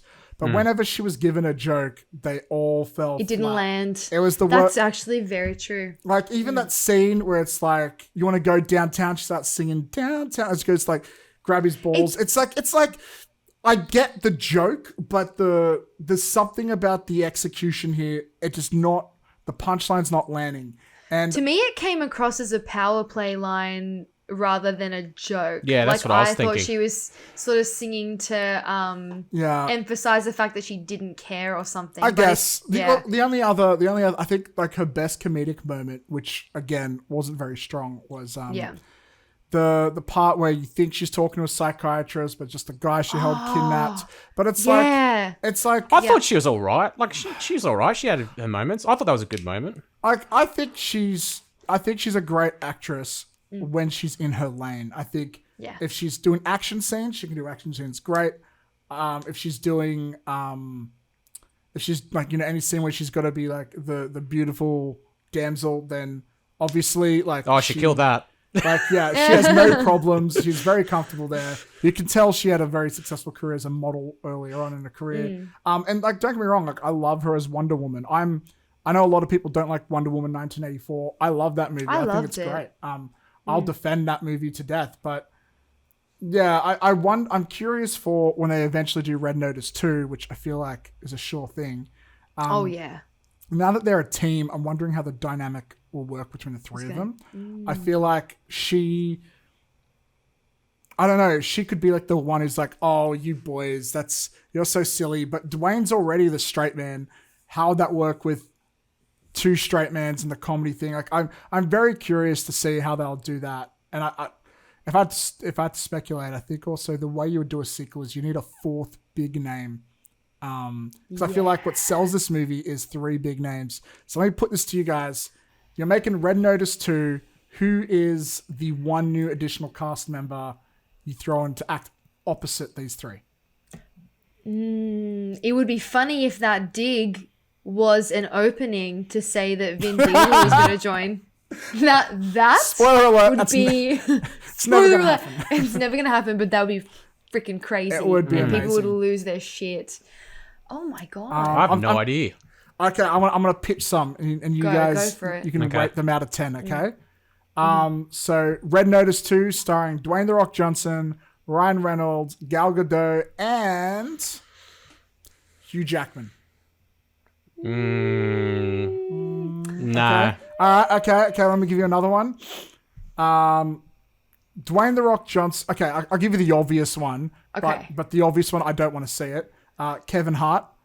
But No. I've seen too many Kevin Hart, Dwayne Johnson movies. I'm not interested. I'm thinking, who else is popping right now that could? You got to think of who's popping. I reckon Keanu Reeves could be a pretty badass and very funny fourth. I could see him doing it. Keanu Reeves could do some badass stuff, but I don't think comedy's his strong suit. But he could definitely do. He can make a good. I reckon Keanu Reeves would make a great bad guy. I would like to see Keanu Reeves as a bad guy. Are we doing like something like that's comedic, like can play off the comedy and stuff like that? Either. Or could be comedic or action or someone who just like would look good on that poster next to the three of them. I don't know. It can't be someone like it can't be like Tom Holland. He's too young. It'd be someone there. It could be. I don't want Chris. I don't want a Chris. I don't want a Chris. I'm over the Chris's. But it's going to be someone on their level. Okay, what about this? What if the fourth Red Notice cast member is... Nah. I was going to say Batista, but I don't want to see Batista. Nah. Oh, here's one. Kumail Nanjiani. He plays Kringo in Eternals. Yeah. I would be down. I would be so... Now. He was a comedian for years and I years. would be down. I would be so down for that. Like, I know he's not as famous as them, but I don't know. Let's, ladies and gentlemen, let us know in the comments, who do you think it should be? I'm trying to think who would be a good female to be. That's what I was thinking. I was like, who would be good? Like, because you got like three blokes and one woman. Maybe another woman. You'd have to. Yeah, I was actually thinking about this. I mean, two actresses who are absolutely killing it right now. Scarlett Johansson. Yes. She would be I think she could do a really good job because she can be very funny as well. She can. She can do comedy. She can She can do it all, really. What about Charlize? What about Charlize? Charlize Theron. Yes. She would absolutely kill it. She's hilarious. She can do amazing action scenes. She would be a great pick. I think so too. And then Who was? It has to be a combo of action. Yeah, that's what I was saying. You It didn't. can't be someone who's too silly because they've also got to be able to pull off Yeah. being a badass. 'Cause that's what Yeah. all three of these do. Exactly. So it can't. So if we're thinking like a female, I wouldn't say it's someone like Kate McKinnon because she's hilarious. Yeah. But I can't see her kicking ass. Even though we saw in Wonder Woman 1984, like no, that wasn't Kate McKinnon. No. You're That thinking was, of Kristen I was Wiig. thinking Kristen Wiig. Kate Yeah, McKinnon. yeah. Kate McKinnon was in Ghostbusters She was in and Rough Spy, Night. Spy Who Dumped Spy Me. Who Dumped Me. Said Love Me. That was the James Bond movie. What if it's Daniel Craig? I know it's a dude, but That would actually be cool to see him do something funny because I feel like I've seen him. He's always so serious. yeah. He's always so serious, but he has little moments, like little humorous moments, even in Bond and like Knives Out, which was great. Alright, but he would be cool. Well, we're in deep fan theory Yeah. territory, so I think it's a sign we can move on. But let us know in the comments who would you love to see in Red Notice 2. I keep wanting to play this game. It's fun, but let's It's move really on. fun. Ladies and gentlemen, I didn't see this next one, but you two did. It's getting rave reviews. However, it's not doing great in the box office. That movie is The Last Duel, directed by Ridley Scott. The one and only. Jesse, you saw Yes. this one first. Yes. Would you like to kick us off and let us know your thoughts? Yeah. So Last Duel was directed by Ridley Scott, and it's set during kind of like that period piece, like medieval France, and it's about the last duel to the death in France. And Matt Damon plays, I'm going to butcher his name, John D. Cringe. Is that how he pronounces his name, Adrian, or something like that? And Adam Driver plays Legris or Legris, or however you pronounce his name, and then Jodie Comer. I can't remember all their names. They're all French names, but Dude, sorry. Adam Driver in Red Notice 2. Oh my God. Wouldn't that be great? Could be. No, it's just yeah. me. Okay, maybe No, not. maybe just maybe not. you. Sorry, I haven't continue. seen him in comedy type stuff, so Me neither. But He's done some comedy on Girls, and he was pretty good at it. oh my God, Good. I That's forgot good about soup. that. That's the first time Yeah. I saw him. I haven't seen Girls. Yeah. Sorry, continue. So and Jodie Comer's Margaret, or however you pronounce her name, and anyway, so I'm gonna Marguerite. That's it. I can't remember all their names, but anyway. So and yeah, basically it's Matt Damon's character dueling Adam Driver's character to the death after Adam Driver's character basically raped Jodie Comer's character, and I absolutely love this movie. It's probably my favorite movie of the year so far. Loved it. It kind of brought me back to like when Ridley Scott did those like kind of like Gladiator, Last Kingdom, like those like 2000s or early 2000s like period piece kind of medieval dramas, and yeah, I absolutely loved it. I loved the fact that they did the 3 perspectives of each character and how they're all subtly different, because that's kind of realistic, because everyone perceives things slightly differently to how they are in real life. Are you saying they tell the same story 3 times through 3 Kind of. perspectives? So the first third is the Matt Damon's character story, and because they all have different journeys, if that makes sense. They're not always linked up. They all got their own separate journeys. So you do see different things, but then you also kind of see the same thing. But they're all whenever it's an experience between 2 characters or all 3 characters, it's slightly different, because when you experience something, everyone's perception of that experience is going to be very slightly different. And I think that's one of the film's main strong points, is the fact that everyone's experience is kind of slightly different.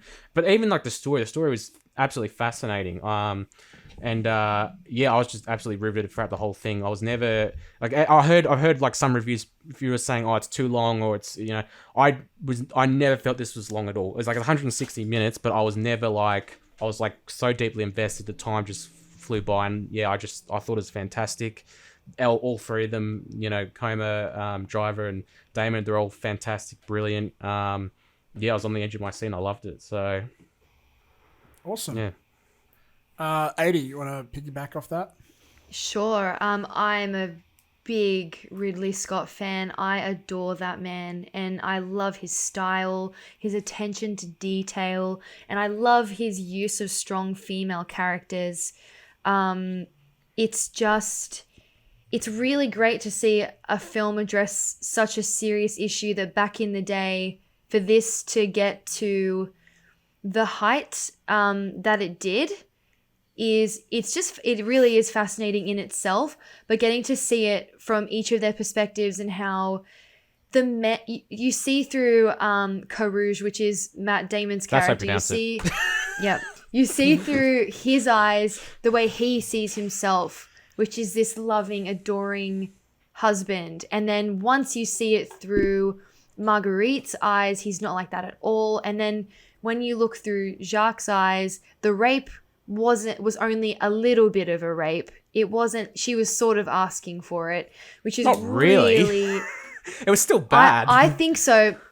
Oh yeah. But through his eyes, like, oh, okay, yeah. When it wasn't as bad. Yeah. So for him, he knew that what he had done was a rape. Yeah. But for him, it wasn't that bad. She was being a bit more playful like, about it. Like, she was like taking off her slippers. She was walking up the stairs slowly, you know, kind of almost seductively. Oh. Whereas in her version, she's like running. Her slippers fall off her. She's scrambling up the stairs. Yeah. She's running. There's got like the music in the background as he's coming up the stairs.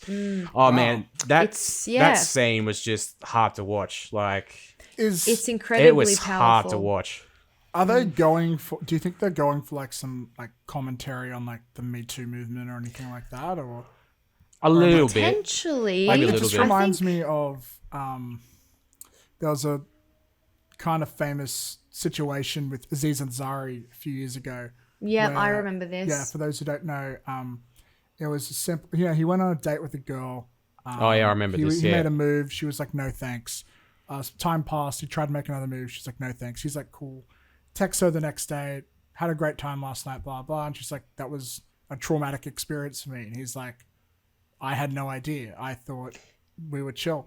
And then it was like this huge. And I know it was right after Louis C.K. and all that. So obviously it blew up. But there was this interesting debate or conversation that went around. It's like, who was in the wrong? Should have she said something that was more clear so he knew, or should he have understood the signals? You know, like maybe it's not her.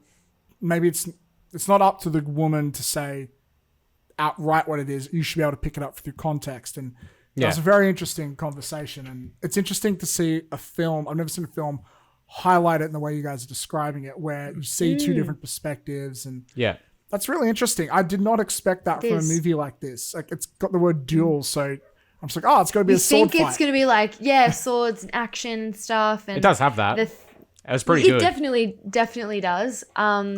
The 3 acts were done very well, and I had never seen anything like this, and I thought it was very important. And I think almost every woman is going to have a personal way she relates to this. But I love that Ridley Scott took the time and the budgets that he has access to make a picture like this. The actors were brilliant. I love when Ben Affleck plays an asshole. Oh, Ben Affleck is so good in this. I like this series really like to Adam. good. I like the series like to Adam Driver. Take off your pants. Yeah, take off your pants. And he's got like all these naked women on his bed. Oh my god. He's like, he looks like a Newtown hipster. And he's got this bleach blonde mullet. Like, that's the only way I saw him. I thought he weirdly suited it, but I really liked his performance in this. My only critique would be, I know that Ridley Scott loves Matt Damon and he'll work with actors multiple times that he really loves working with, which is great. And I loved Matt Damon in it. He looks like this disgusting, like, also different version of a mullet gutter Newtown hipster. But he was really good. It's just the accents. American actors do have a hard time pulling off British accents very effortlessly. So a lot of the times, Adam Driver did it too, but not as much as Matt Damon. He'd be like, "My lord, we just won this battle in the park. Let's go back there." And I'd be like, it would take me out of the movie a little bit. And it's just like, it was the only thing that threw me off every now and then. It's the R's. The R's, they have a big time, even with acting coaches and accent coaches, they have a hard time getting past it. Well, Americans Ben Affleck was pretty hold good. on to their R's like a lot. They really do, and they speak with such a tight, just tight, using all their muscles really tensely, and he just threw me off doing that sometimes. Wow. But otherwise, loved it, and I chewed my nails off in the last scene. Yeah, the last fight is awesome. Last fight I didn't between look the up two. who won. I Is didn't the look fight- up the true story. Is the Yeah. fight between Ben Affleck and Matt Damon? No, it's between Yes. Sorry. Adam Driver Adam and Matt Driver. Damon. But Ben Affleck was originally supposed to play Adam Driver's role, but they had to switch it because Ben Affleck had commitments to another movie, so he played the smaller role. Right. Where he's like, I'm what is he glad. like? He's like a lord or something like that. But he's like this. He's like this sleazy kind of like indulges in like women and money wine hungry. and money and like there's this Yeah. one scene where he's like he's sitting around with all of his friends and his wife, and his wife's pregnant, and he's like to his wife, oh, let's wish her, whatever, something or other, and as she goes off to sleep or whatever, or good night's sleep or something.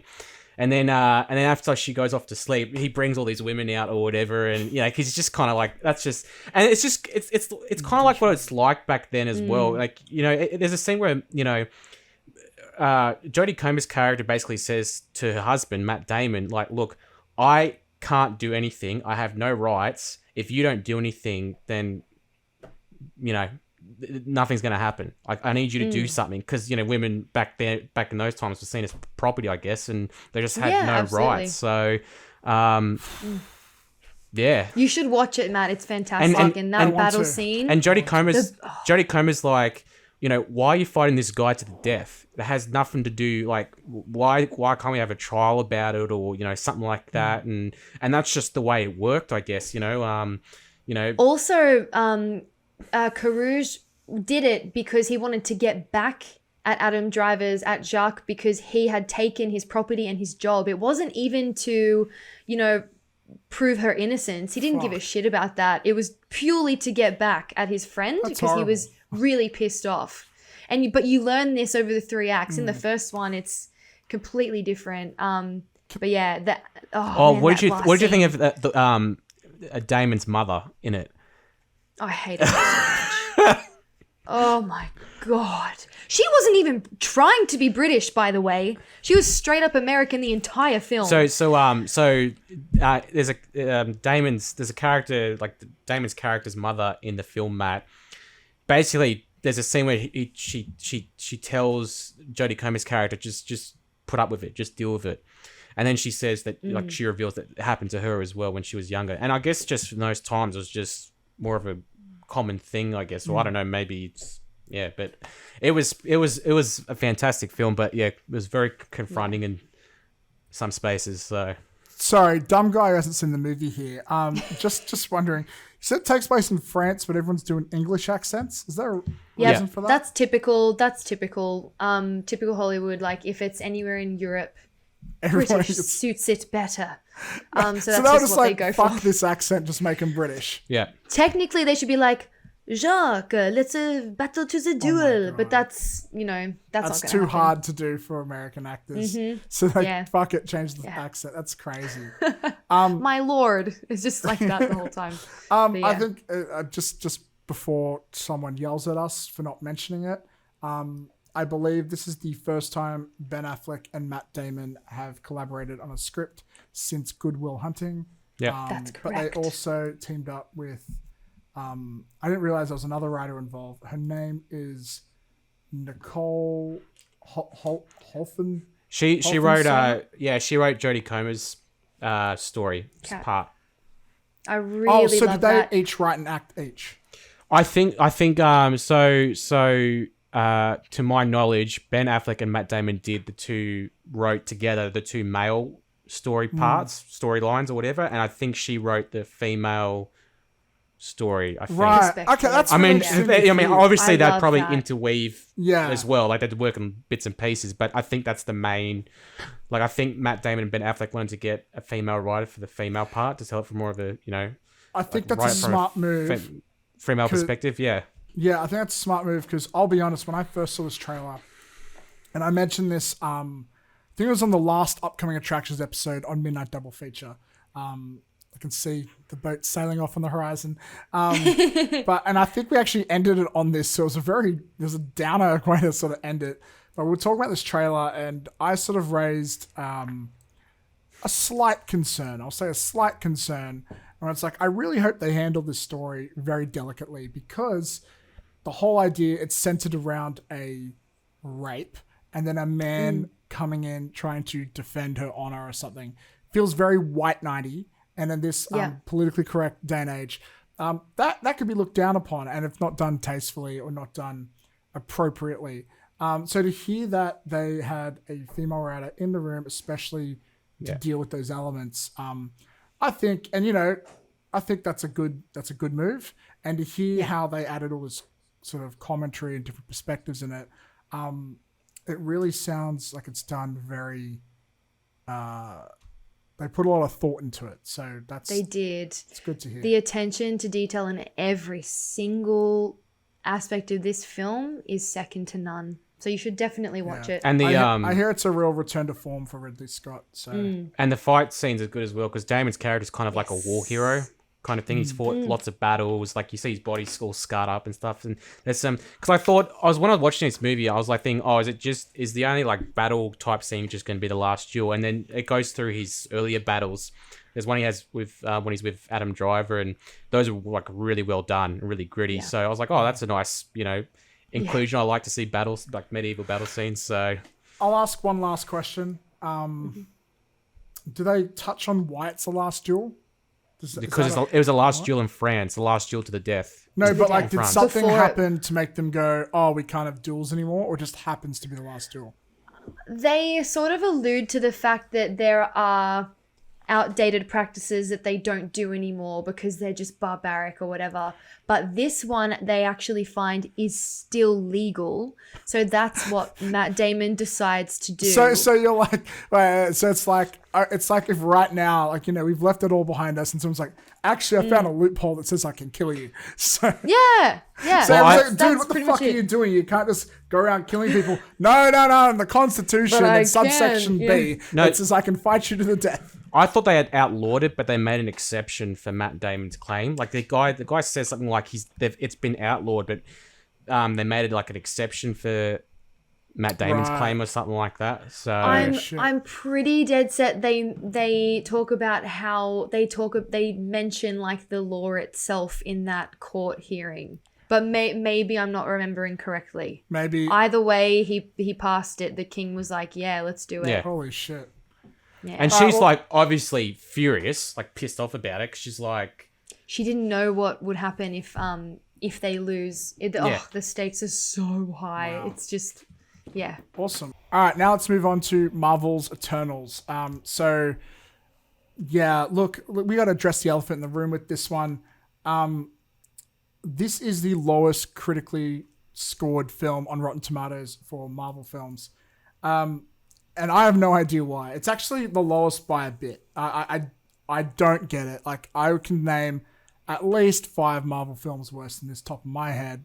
It might even crack my top 10, if not definitely my top 15 Marvel films. It's pretty all right. I think it's like mid tier. I have no idea why the scores are so low. Adrienne, what's your reaction, not to the film but to the critic score? I don't understand it at all. Especially I tried to block it out and not let it influence my viewing. And then after I had watched the film, I walked out with just question marks hovering all over my head. I don't know what the hell sort of problems they had with this. There was so much diversity. The actors were great. The characters were... Chloe Zhao pulled sort of a Nomadland and sort of smushed it into a Marvel movie and gave her characters way more life and depth than we're used to getting. And we also got this beautiful... I mean, they're visually usually stunning anyway, but this one was special and it was different and had a bit more of a classic it's very cinematography vibe. There's a lot of like golden hour, like sunset stuff.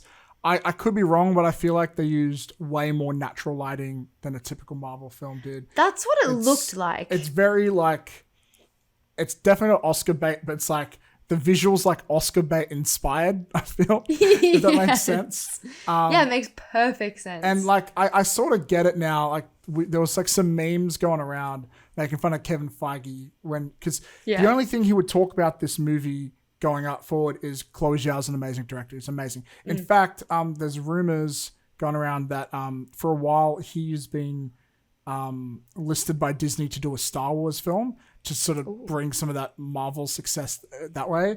And there's a rumor going around that he wants Chloe Zhao to direct his Star Wars film. He loves her directing so much. That would be so cool. Yeah, but like it does look very different. Let me actually read, just before we move on to this, I just want to read the critic consensus versus the audience consensus on Rotten Tomatoes. So the critics say, an ambitious superhero epic that soars as often as it strains, Eternals takes an intriguing and occasionally confounding new directions, which still sounds kind of positive for a 47%. The audience is saying it's a different kind of Marvel movie, but Eternals still contains all the action, humor, and heart that fans are looking for. Which I think I agree. But so let's talk more in depth of the film. So we've discussed the visuals; they're very great. Let's talk about the characters. Did anyone stand up for you, or any performances or anything like that? Ooh, I guess who stood up for me the most? I really liked. It's Druig? Oh yeah. I actually really, really liked him a lot, even though he didn't get as much screen time. I love his power. Like his power is probably my favorite. Yeah, he's like I don't know. He's like Loki times 2. Like he's like he's but mind control. Actually, no, he's more like. Did you ever watch Jessica Jones on Netflix? No, I didn't. David Tennant played this villain in the first season called the Purple Man. An incredible performance. It was very like that season's all about like he has mind control powers and uses it to rape a superhero, Jessica Jones. My God. And so the whole season's about her overcoming her trauma and him as a stalker. It's very dark, but like this is like that minus the dark, sinister, evil shit. Yes. Like he is so hell-bent on like using his power for good. Yeah. Which I really respect. And I think that touches into one of the things that makes this movie feel so different is the themes are much grander and philosophical than anything dealt before. Like with his character. Exactly. He has the ability to end all war. He has the ability to make the world a better place, but he's not allowed to use it. And then a similar issue with Fastos, I think his name is, the Marvel's first openly gay superhero. He has the ability to revolutionize humanity with technology, but he's not allowed to use it. And it's really interesting to see that. And then it gets really messed up. I've got to make a confession here. I did leave to go to the bathroom at one point. I only missed one scene from what I understand. But as my friend made me realize, I missed possibly one of those damning scenes of the film. It's where they allude to the fact that Fastos created the bomb that bombed Hiroshima. So I missed that. And so I'm just he's just the guy he's good with technology. It's like, no, he's burdened with this thing. And apparently some people found that offensive. I can understand why,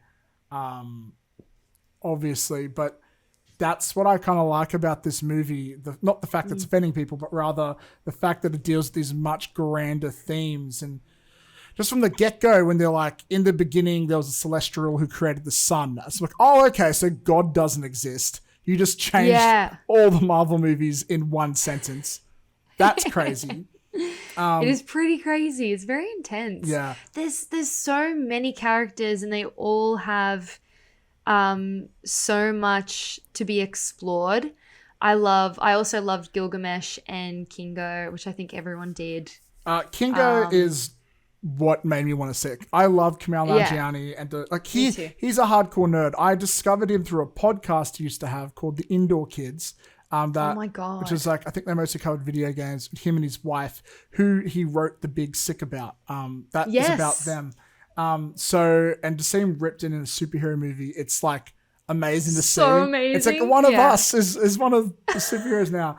Yeah. So I got to admit, like, while there are so many great characters in here, I think the best thing Chloe Zhao did is make them all feel very three-dimensional. They are done a lot better than a lot of the other character work with a lot of the other minor characters in Marvel films. And it's amazing that so many characters with such little screen time get to do so much. But I will say, the way they do that, there are some shortcuts they take, which I don't love. For example, I hate how Kingo just sort of leaves before the final fight. Yeah, I actually really did not like that. Like, I wish he had stayed. Like, then the final fight was incredible. Like, I forget her name, but the death superhero, like, her fighting Icarus was so intense and so awesome. But seeing, like, he was like, okay, like, my favorite character, Kingo, is just like, see you guys, enjoy the fight. I'll see you at the end of the movie. It's like, what are you doing? Like, you just got rid of my favorite character. And I get that they had to kill a few off, which is a great way to not have to do them. There's one character I'd like to talk trash about. Okay. I don't know, man. He just the actor who played Gilgamesh is just not on the same level as the rest of the cast. I'm sorry, but I thought he was adorable. he was, but like whenever he's delivering his lines, I just felt like, I don't believe you. Like, I don't know, maybe it's me. And I think what made it worse is he's acting opposite. All these scenes, he's acting opposite Angelina Jolie. Which also, I think Angelina, I wish she had a little bit more meat to chew on. Like, she was great with what she had, but it's Angelina Jolie. I expected her to be front and center. To see her as like, like a side character, I was like, no. It was sort of odd. Like, it felt weird, her having to sort of being held back because there's so many people like to you know, have on screen. Like, I feel like they just like, I don't know, like someone as famous Angelina Jolie you'd think would be hogging the spotlight. But instead she didn't have a ton to do, but she was great. But like putting her against who I think might have been the weakest actor, it didn't do him a service, I think. But yeah, you know, that's a fair point. You know, I really still enjoyed the film. I thought the lore and exploring that was really great. I'm really excited to see what happens next. I don't know if I want to see these characters team up with the Avengers though, because they seem so larger than life. I can't imagine, you know, Ant-Man talking to a literal god. You know, just yeah. I get you. Like maybe it'd be funny, but you know, I also liked like there is comedy in this film, and the comedy is really funny, but it doesn't take over the film like it does with a lot of Marvel movies, and I really respect that. It doesn't take like I think typically it's a lot of comedy at the surface, but with this one, and then there'll be like a big moment where there's like something serious will come out where you know go deeper into a character, whereas that's more common, that's more prevalent than comedy throughout this film. Yeah, I've heard some people criticize the villains, saying the what are they called? The deviants. Yeah. They, you know, they're a bit generic, but it's like it's kind of their point. They're more like an objective rather than a character. But seeing like Icarus sort of temporarily turn bad made him a good villain. I think the character Icarus is super interesting. He's my favorite. I think so too. Apparently Selma Hayek is contracted for more movies. I don't know what they're going to do with that, because there's always a way to. She did, but they always find a way. Yeah. There will be some sort of loophole. I got one more criticism. Maybe I'm just nitpicking here, but I don't like how it ended on a cliffhanger. Really? I think it's the first Marvel movie to end on a cliffhanger. Like the fact that half of them go missing, and it's like, that's bullshit. I gotta wait 5 years to find out what happens now. Like, how long it's gonna take for Eternals 2? Surely not 5 years. That'd be way too long, because I need to know. Yeah, I don't know. Like, I reckon it'll be minimum 3 years. But like, you gotta remember, Marvel, like, they release 2 to 3 movies a year, and we already know of like I think 5 coming out, and none of them are Eternals 2. So that's true. I feel like we might be waiting a while. No. I don't love... Okay, now this is a nitpick.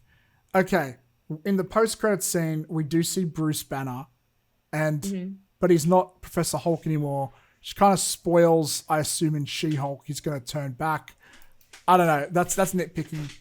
Last question I got for you on this. Yes. Do you have a particular reaction to Harry Styles as? Yes. Okay. Unfortunately, that got spoiled for me online because Yeah, if I didn't same. know about it, I probably would have physically screamed in my chair.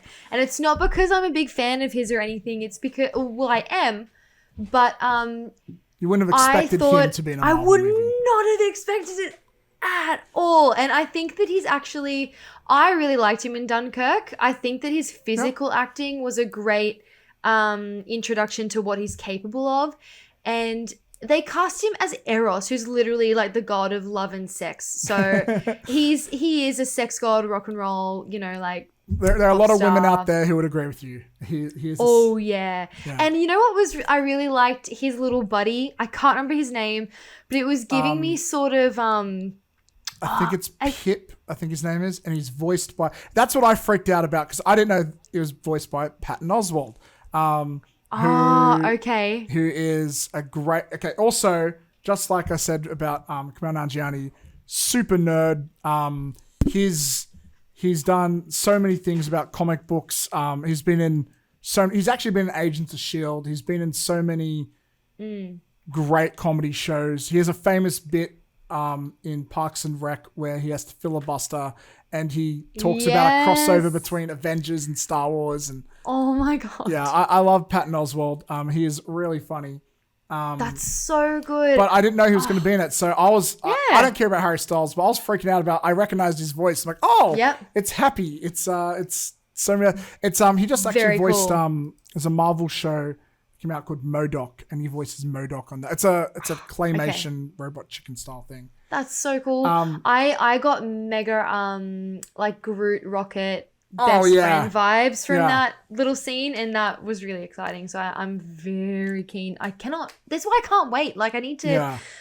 Oh, I need more. I think introducing that character played by that actor with the little sidekick, it's really going to change the future of Eternals. Yeah. Like I think having that, it's really going to, like even an animated character, that's going to change the whole vibe of the movie. Unless he gets his own movie separate to Eternals. Who knows? Who knows? Anything's possible. But what I will say is I didn't know that I knew it was leaked, but I didn't know to what extent. And I didn't realize that the front of my cinema was like multiple rows of girls coming to see Harry Styles. And when he came on, the scream was so loud, it was deafening. I could not hear what was going on. Oh my god, that's amazing. I would have freaked out. I would have been like, what the hell is going on? They really kept it under wraps so well. There should be a thing that helps you like prevent seeing spoilers. Yeah, actually, we got in trouble on TikTok. A few people got mad at us the other day for posting something about Spider-Man. I did see that. Guys, they're unavoidable. They're unavoidable. That one was unavoidable too. If it wasn't me, it would be someone else. But we will avoid the leaks from now on, guys. We apologize. Yeah. I think. Do you have anything else to say about Eternals before we wrap things up? Yes. One more thing. So I know that we get introduced to the Black Knight at the very end. Oh yes, with which is a pretty big deal because from what I know, he eventually does work with the Avengers. Yeah, in the comics. Yeah, so I'm not super familiar with his character, but first, what I do know is the voice you hear at the end is apparently Blade. That's Mahershala Ali's first performance. Yes. And while I don't know if he's connected to him in the comics, but Black Knight fights little supernatural things with his supernatural sword. So there's a kind of a crossover there. I feel like some nerds will get mad at me for saying this, but I think it's kind of dumb that Cersei just happens to be dating another superhero.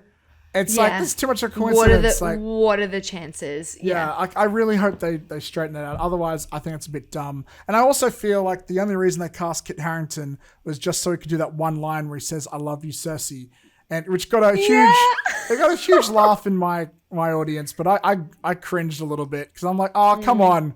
That's like you admitting you did stunt casting. Yeah. That's true. It was a little bit cringe. Look, guys, I think that's going to wrap it for us here today. It looks like Jesse's struggling with his setup over there. You doing all right there, buddy? I don't know if you can hear us. No? Okay. No. I think that's a sign that we've got to wrap things up and go on, guys. So, once again, thank you here. We are here at Upcoming Attractions. Adrienne, if people want to follow us and catch on, see what's going on, where can they follow us? At Upcoming Attractions on Instagram, Facebook, TikTok, and then our Twitter is Upcoming Pod. Is that... Yeah, I think we've got that one. I'm still getting... Yep. Right. I would ask Jesse to confirm, but I think he's having some technical issues there. Yeah. Otherwise, you can also find us on any streaming service, Spotify, iTunes. And while you're there, you should definitely subscribe. Give us a 5-star rating. And whenever you see that like button, just hit it. Hit it. All those follows, all those subscribes, all those 5-star reviews, they actually do help out the show a lot. Helps get us up there in the algorithms and people get to hear us and discover us very much. I think that's it for us today. Movies I have seen that weren't covered today include James Bond, No Time to Die, and Home Sweet Home Alone. We'll probably cover them next episode, which I believe will probably also cover, finally, Venom, Let There Be Carnage. Carnage. Yes. Yes. Expect me to lose my voice during that episode, I'm sure. I can't wait. I cannot wait for this. Yeah, it's going to be wild. I believe Last Night in Soho comes out next week as well. Hopefully I'll have time to catch it. I think that does as well. There's going to be a lot of stuff coming up. I do like Edgar Wright. I hope I can catch it in time. Oh, and Tiger King comes out in a few days, so... Oh my God, episode, so many things. Yeah, next episode's going to be a banger, ladies and gentlemen. So make sure you stick around. Tell your friends about us. We really enjoy it. Jesse, can you hear me? Do you want to say? Do you want to send any loving wishes to the listeners in case they can't hear us? His system's struggling, ladies and gentlemen, so that is the perfect time for us to leave. Thank you very much for joining us here at Upcoming Attractions. I'm Matt, that's Adrienne and Jesse. We love you so much. We can't wait to see you next time. Until next time, laters.